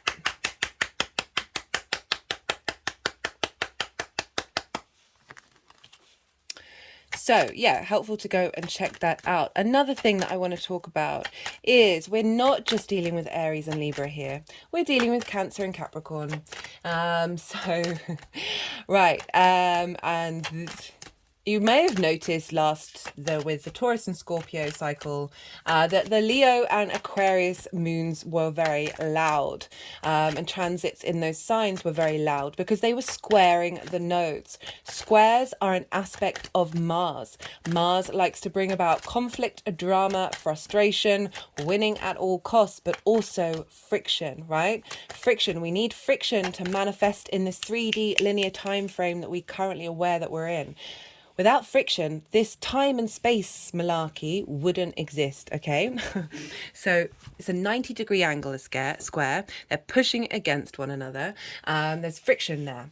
It can be butting heads, and it can be like, I know right, and I know right, and no compromise. But once you get that friction working together, it's a hard aspect, it can be difficult, but this is when things start showing up. So when we have transits in Cancer and Capricorn, we're going to start seeing what these eclipses are all about. The consequences of those eclipses are going to get manifest. They're going to start coming around. It all depends on your chart. Sometimes people's eclipses are so on point, like on the day or around the days of an eclipse, something big's going to happen. That's not going to be for everybody. That's just not how it works.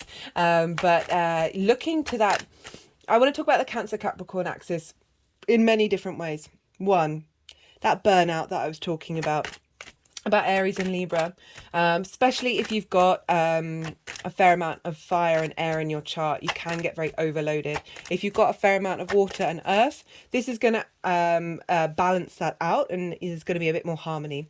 And that with that fire and air of Libra and Aries, we can be all go, go, go, go, go. So when we really want to be mindful and look to the Cancer and Capricorn area of our chart in order to rebalance it, in order to make sure all four of those points are being activated, where we've got this big cross axis.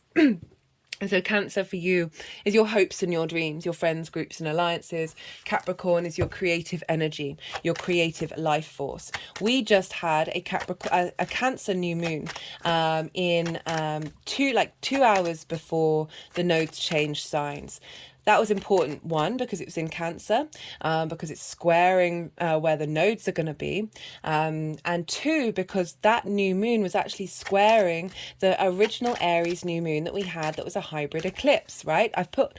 there's a playlist for the nodes, and I've added in the first 2 Aries moons we've had this year, as well as the Libra one. I'm going to add in the Cancer one as well, just because that is for me, it's part of the transit that we're going through, and that was a really beautiful moon. If you haven't caught it, I really recommend it.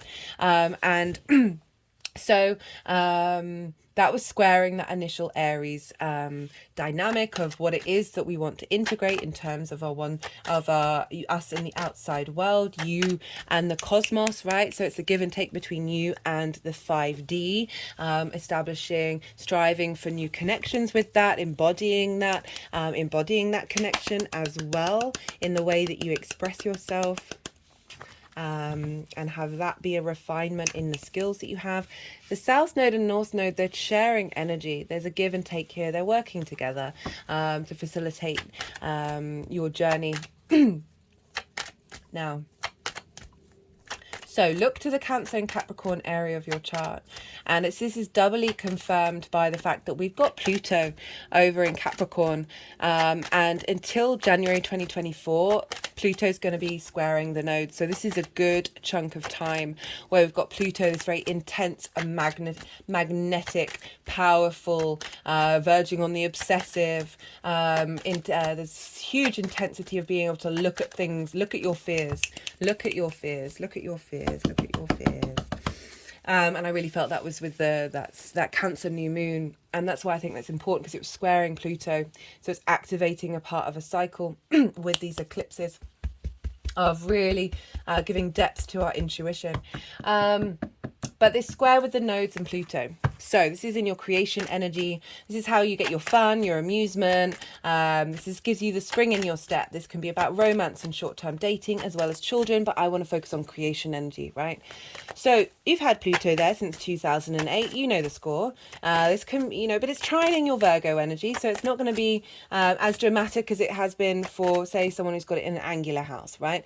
And that's 1st, 4th, 7th, and 10th.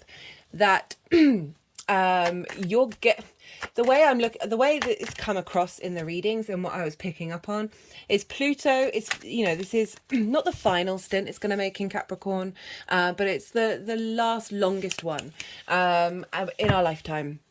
And it's just genuinely felt that it's going to show us our fears and our worries and have us realize that we have been transforming them. We're no longer being absorbed by those fears. We're able to walk through it. We're able to navigate obsession and possession in a way that is healthy. Internalize that magnetism and that power, and I mean power in the most affirming way and not in denying other people's agency, right? That's not what the North Node in Aries wants us to do. Aries is all about agency and autonomy, and being able to be yourself, and not diminish other people. There's an exaggerated version of Aries that can be very dismissive of other people's ideas and opinions, and I feel like this North Node is helping facilitate moving away from that you can still be yourself, you can still be independent and still listen to what other people have to say. Like, you can do both. It's very possible. What was I saying? Pluto in Capricorn, in your 5th house of your creation energy, right? Magnetism around that, love, blah, blah, blah, blah, blah, blah. And so this is, getting in alignment with refining your tools, your sense of value, with how you want to be in the outside world. What do you want from the outside world, and what do you want to give to the outside world as well? Because it's not just about taking, it's about giving. What are you giving? What do you want to provide that's authentically you?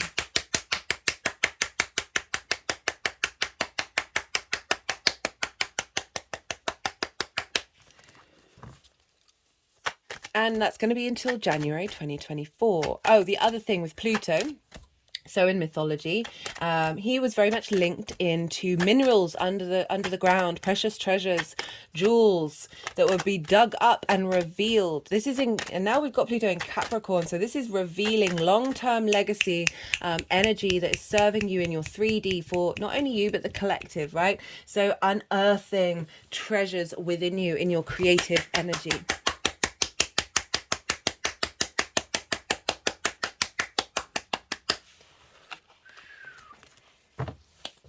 Pretty powerful stuff.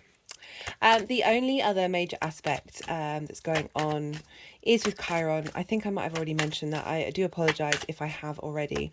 But from now until mid-June next year, the nodes are going to be either side, 10 degrees either side of Chiron. On the 19th of February, this will be conjunct. So February is going to be a big, right, North Node exaggerates, expands. We're expanding the wisdom of the wounds that we have felt. Chiron can bring in other people that are deep, intense gurus and healers.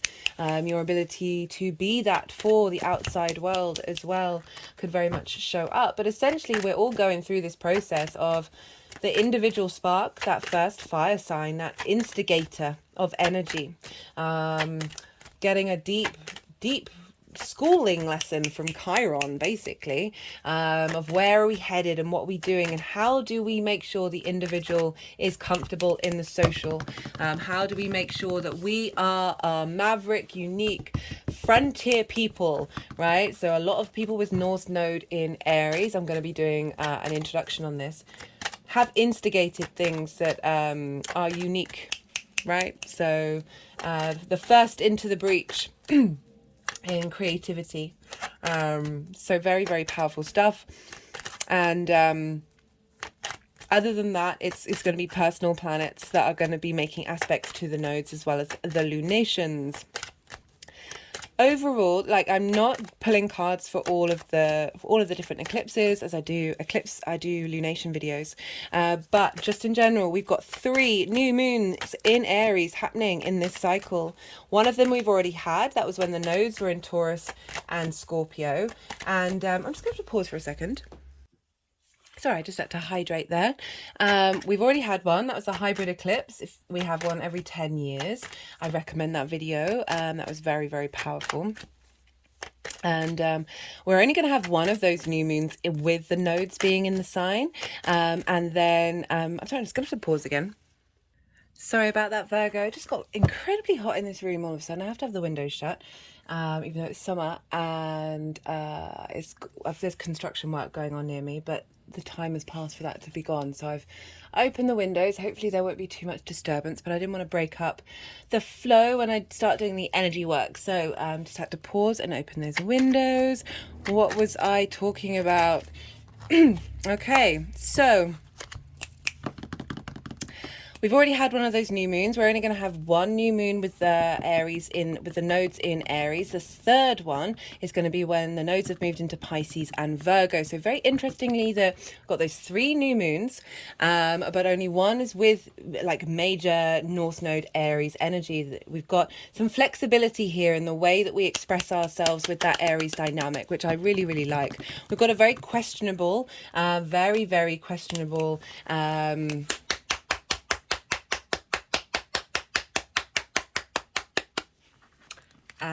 Aries full moon. On the eclipse website it says almost, it's almost an eclipse, but I'm finding that interesting because we've got these 3 new moons and then we've got an almost eclipse that is kind of saying that what's completed is going to be on a very subtle energetic level, because we're going to be doing a lot of fresh new work over and over and over and over again, and we're building and building and building and building and building on that cycle, and then to have this sort of subtle energetic field come through, I'm just really enjoying that.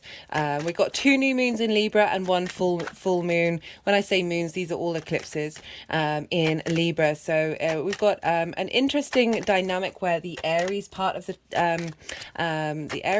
of this journey is a lot stronger in terms of the eclipses. Right, so they are still shuffling, which means there's going to be some more cards come through. There aren't that many up on deck as it is, so this is when I'm going to go quiet. I've said, I think, everything that I've wanted to say. So you've had the Yang Day side of the reading, this sort of action, stimulation, go, go, go, go, go.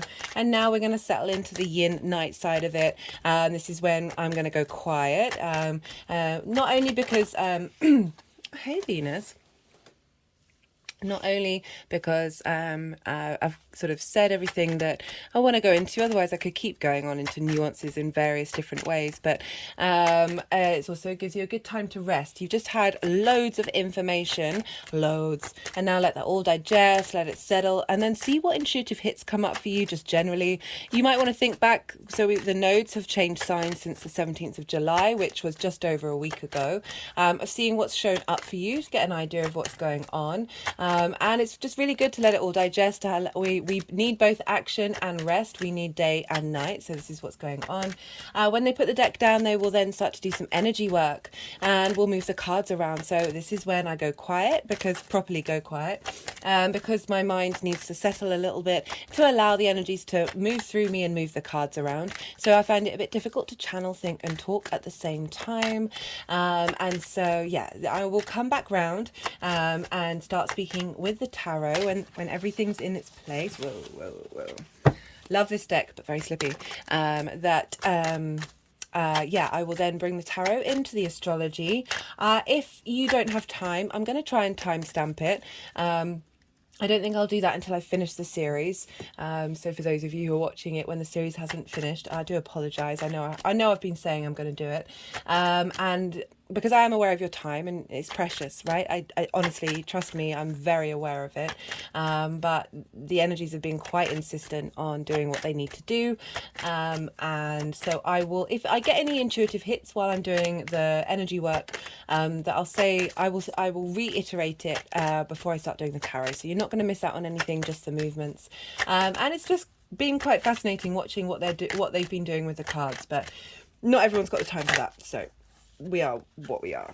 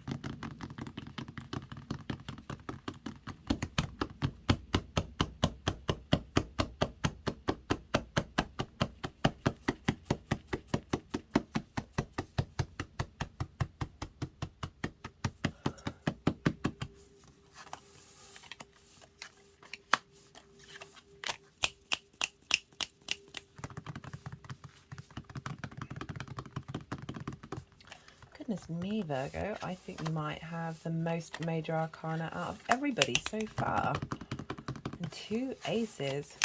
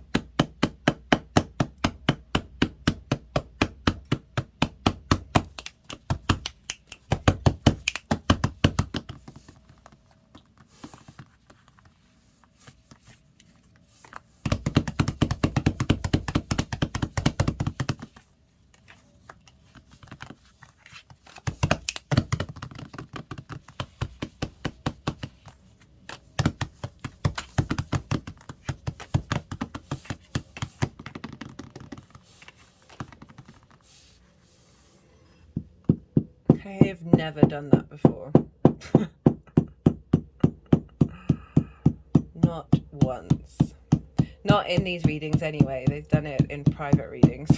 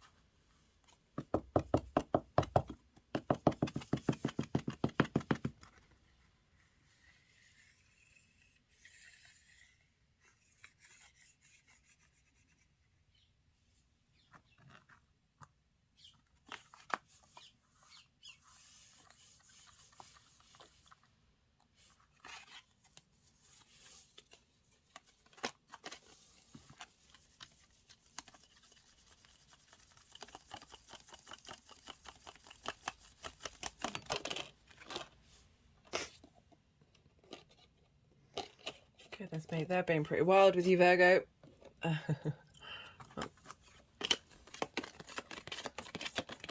Being pretty playful.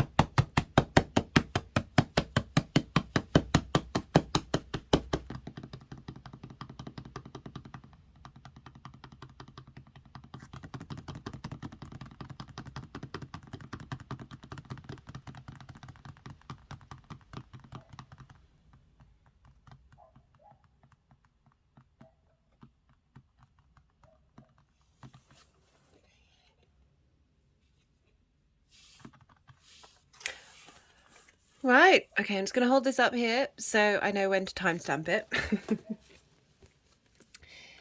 Pretty powerful cards, Virgo.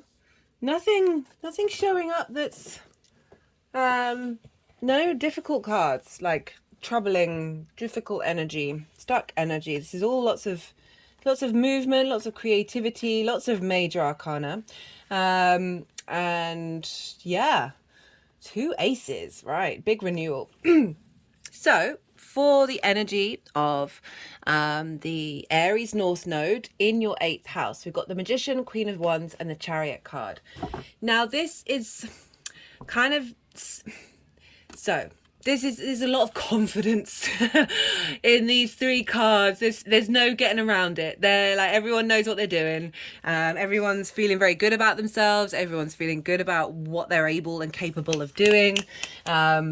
This is kind of instilling a lot of support as well, that's coming in energetically. You know, the Magician. This is Mercury's card. You are ruler. Mercury rules your sign, Virgo. The Magician. This is all go, go, go, go, go, really, to be honest. But this is kind of, you know what I was talking about with the 8th house of not feeling supported by the outside world and then feeling a bit hard done by, when actually we have the vast capacity within us to be able to transform our lives, right? You know, arguably that's a very privileged thing to be able to say, but it is it's the inner gumption that you have, the inner will to get up and go and figure out a way, okay, despite what's going on in the outside world. I remember Cancer risings, they were going through it with that Saturn transit in Aquarius, of just feeling like very, very shut out. And through that journey that they were able to find the resources within themselves. This is the Magician. The Magician is all about having mastered all the elements and realizing he has all the elements within him. He's able to manifest and take action in the world and create in the world. So this is sort of giving the impression that whatever's going on, you're getting a lot of support from the outside world to facilitate what it is that you want to do, as well as, if that's not happening, you finding a way to use what you've got in order to create magic. And the reason why I'm saying this so firmly is because it's coming with the Queen of Wands and the Chariot card. And the Queen of Wands, she knows what she wants. Very independent energy, nurturing, nourishing of that fire within her, that creative spark. But of all the queens, she's sitting in a very independent stance. She's looking away from you. She's not particularly bothered. She knows what she wants, but there's also joy in her life. She's got an absolutely massive sunflower, as well as, you know, flowers coming out of her crown. So it's not all independence. I'm not going to engage with you, but this is independence in order to enjoy the 3D realm, to be passionate, to be creative, and to be able to cultivate that creative flame. So I love the combination of the Magician with the Queen of Wands, of the Magician's wanting to take action, and the Queen of Wands is helping nourish that. So whether that's you, whether that's the people around you or the outside world, there is a lot of support coming in saying, hey, I'm going to take care of this situation. Crowned with the Chariot. This is the Cancer card. So I'm thinking about where you've got Cancer as your hopes and your dreams, right? I've talked about how Cancer and the Capricorn areas of our chart have a lot of weight during this time because they activate squares to these eclipses. The Chariot is about victory. The Chariot has has a version of the Empress's crown, has the background of the Emperor, has the wand of the Magician. Look, same wand. Has the moons of the High Priestess, as well as the Sphinxes representing the yin and yang of the pillars. Has the Yingam and the Yoni, and the wings representing the lovers. This is kind of like, it's kind of like the Three of Wands, but there's more fated involved, right? There's more movement. So the Three of Wands is like dominion, like you know what you're doing. You're able to make decisions to go through life and take action, start a new journey. The Chariot is about, you know, look at all the stars and all the astrological symbols. The Chariot, the figure here, there's no reins. They're not controlling a situation. It's about being in your flow. Think of the crab, right, of Cancer, because this is the Cancer card. Crabs move left to right, like they don't move linearly. It's an acknowledgement of some things. Sometimes the life and the world are going to hit you around the head. I need different phrases than acts of violence. I really do. The world is going to come and disrupt what you thought you wanted. And it can be difficult. The Chariot's saying you're just going to move through this. There may still be difficult situations, but you're going to have the confidence to be able to move through that and be able to achieve what you want to achieve. The Chariot is very fast moving. There's this sense of momentum building, this sense of something coming into action and being able, like, this is all the resources that they have. They understand the dynamic of this 3D world, the dynamic of the 5D world, and are able to use those tools in order to move through the world. very, very confident energy. Those three cards, incredibly confident, instilling a lot of confidence of you being able to move through that world, regardless of what resources are coming your way, knowing that with the resources that do come your way, that you are able to make something and to guide yourself without needing to over control, over plan, and just be a bit more in your flow and feel a more innate sense of victory with that Magician and the Queen of Wands. I mean, that's such a, I mean, look at that. Look at that. Look at that, Virgo. That's pretty impressive stuff. Very independent, very confident, very action driven cards. Okay, I'm just going to pause for a second. Right, let's go on to Pluto. Pluto over in your 5th house of your creation energy. Look what we've got here. So this is kind of the energy around with that Pluto square till January 2024. We've got the Ace of Pentacles, Page of Cups. Like this combination for this because Page of Cups, there's a fish in the cup. That's weird, isn't it? So is the imagination, right? This ability to think of things that most people wouldn't even cross their minds. That's what the Page of Cups is heralding in. Remember, these are treasures being dug up, tackling fears that may have blocked that creative energy. The Ace of Pentacles, Pages and Aces are very useful energy. They're very fresh energy, very renewal energy. Ace of Pentacles, Capricorn, 3D world, 3D creativity. I always look at this card as New Earth, right? It's a very easy phrase to say. We've got mountains in the background of this portal, this gateway that we're going to go through. That means we're going to be able to integrate a higher perspective, a 5D perspective, but still enjoy the experience of the 3D world and be able to have a gift to offer. There's an offering happening here of how to engage in the 3D world in a very creative way. And I love the page showing up as well because page is very useful. They've just got a hold of this element. They've just got a hold of the cup. They're so excited. That's why they herald messages. They want to share. They want to share the joy of water, of creativity, of imagination, of sensitivity, of psychic connections. And they're very, very excited about it. They might not know absolutely everything that's going on, but they are enjoying this freshness, right? So it's not necessarily the jaded side of, you know, when we've gone around the block a few times, that we might get a bit stuck in our ways and not be able to work from a very fresh place. So I like you've got these two very fresh energies coming in with that Pluto square of manifesting in that creative energy. What are we able to bring into being that is facilitating this eclipse cycle? So very confident, very creative. What have we got here with Libra? Well, this is pretty fitting for a South Node transit, especially in Libra. I mean, we've got Venus here. We've got the Empress. Venus rules Libra. But we've got the 8 of Cups.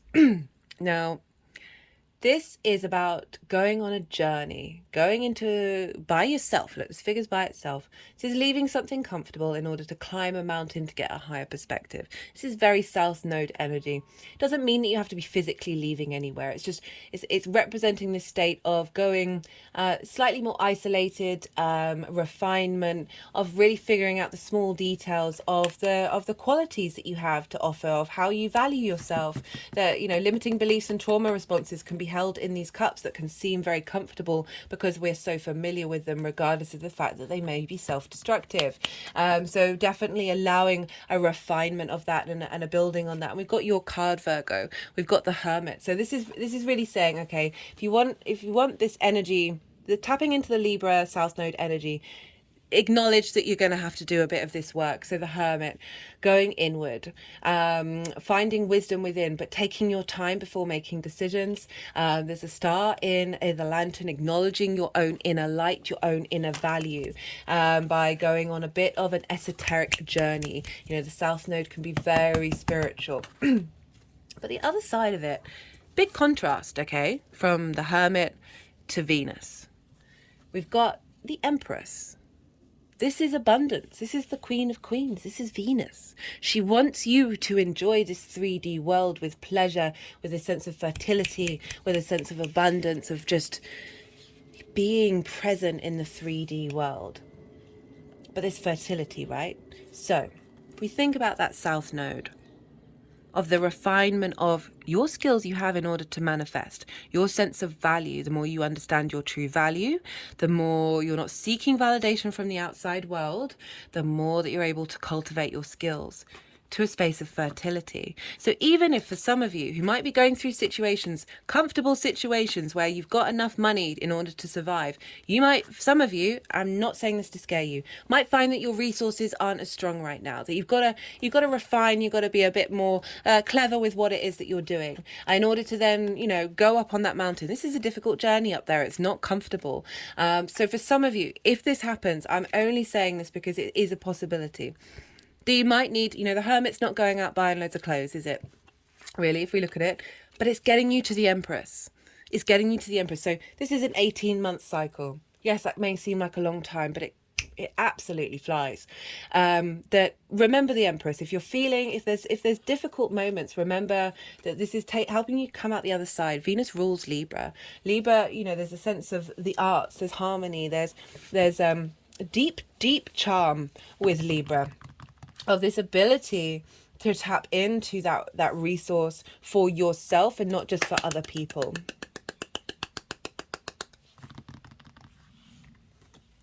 Yes, so this may not be a thing for any of you, just so you know, right? The whole not necessarily having all the resources that you need. But as I said, with the North Node in, you might be getting more support from the outside world than you would normally do. But there's refinement and independence coming through. The energy's manifesting, moving forward. Got the Ace of Swords, the Sun, and the Three of Cups. I'm really sorry. I'm so thirsty. I think the moon is on my South Node. So I'm just going to pause again and rehydrate. So I was just thinking, like, I was really enjoying thinking about these two cards together, because so often we're scared to go into the unknown, to go into uncomfortable situations, leave comfortable situations, go put in a bit of effort, have to pare down what it is that we need in our lives. And I love this combination going with the Empress of saying, but once you understand that, once you go through that, you really refine your frequency, you refine how you engage in the world, and it's bringing in this state of abundance, this heart space, this understanding of who you are and what it is that you truly want in this 3D world, and not necessarily getting limited by blockages from, you know, that when we draw a line in the sand, we're energetically helping clear out our unconscious mind. I'm also thinking of where Venus is in Leo, in your 12th house of the unconscious space, that that journey is really going to be facilitating your value. That whole revamp is starting an 8-year cycle, Venus, and so that's going to be a big impact, because just of when she leaves shadow, so this is on the 7th of October, she would have been direct for ages, but when she leaves the degrees, this is Venus in Leo, that will have gone retrograde over. The Sun, Mercury and Mars are going to be with the South Node in Libra, so you're really getting a boost from Venus right at the beginning of this journey to facilitate, you know, you see we've got the red robes here, facilitate this journey that may be a bit difficult, may be really easy, but the South Node is very esoteric, it is very spiritual, so I'm honestly not surprised. And I love that message. I think that's important for all of us, because sometimes we can be so fearful of lack that we then exaggerate it. Okay. Okie dokie. Right, we've got the Ace of Swords, the Sun, and the Three of Cups for how this energy is manifesting moving forward. Clarity and vision and harmony, right, in a nutshell, really. Second house. What are your resources? How do you value yourself? Seeing yourself clearly. The dynamics with other people, being in harmony with the outside world, and a vision that is pulling all of these things together, a clarity, a sense of joy, a sense of light coming in once you've gone through this cycle, and how this is instigating a new confidence in the way that you express yourself, internally of how you talk to yourself, but how you value yourself, as well as how you express yourself out in the world. And I love that. But I love that Three of Cups of being in harmony. Being in harmony with the outside world can be a difficult thing. Being in harmony with yourself and how you value yourself. Bringing all your skills into harmony with one another. Seeing the value of your skills very, very clearly. Seeing the truth of what's going on out in the world. All sorts of possibilities there. Right, I'm going to pull some clarification cards. And let's see what wants to come up for Virgo with this nodal transit. All the decks are in the description box, as are all the details, all the dates, all the degrees, absolutely everything is in the description box if you want to go check that out. I know it's a hell of a lot of information, but it's all there for you to go and muse over at your leisure. Right. Confirmation card, clarification card for Virgo.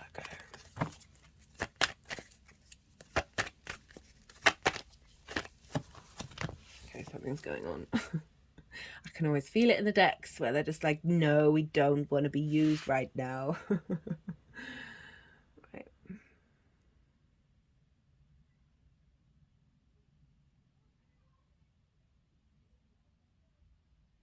Excuse me, Virgo, this was not my plan.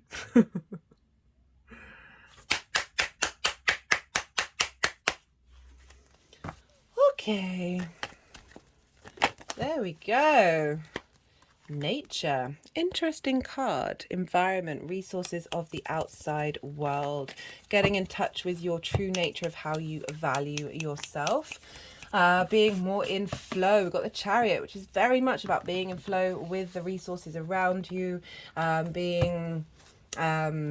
Harnessing your immediate responses when you're out in the world. Mostly getting in touch with your true nature, and how that's able to express itself.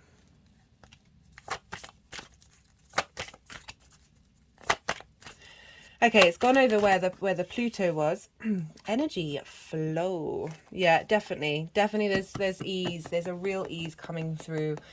Very confident energy out of all of the signs, which I'm quite surprised by, because it is an inconjunct, right? Traditionally, that's deemed very difficult, but not coming through at all on the cards.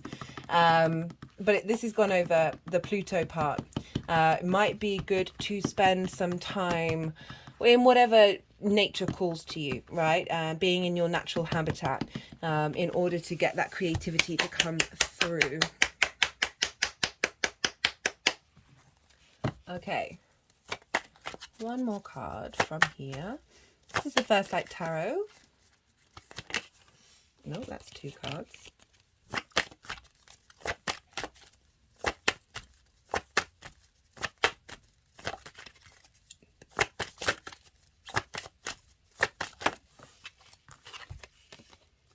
Others looking in. Okay, interesting. Well, I did say this is 5D in your give and take between you and the universe. So it could very much be about, oh, that's reminding me.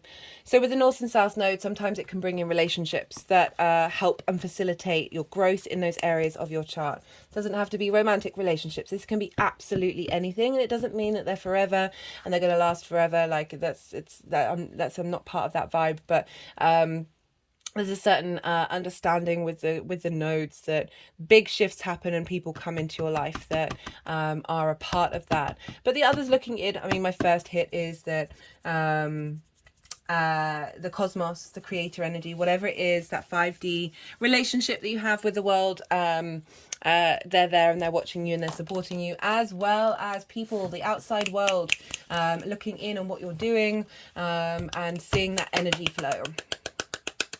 Okay, I'm going to do one more from here, and let's see what final card wants to come out for Virgo with this nodal transfer into Aries and Libra. Completely gone the heaviness of the deck. It's wild.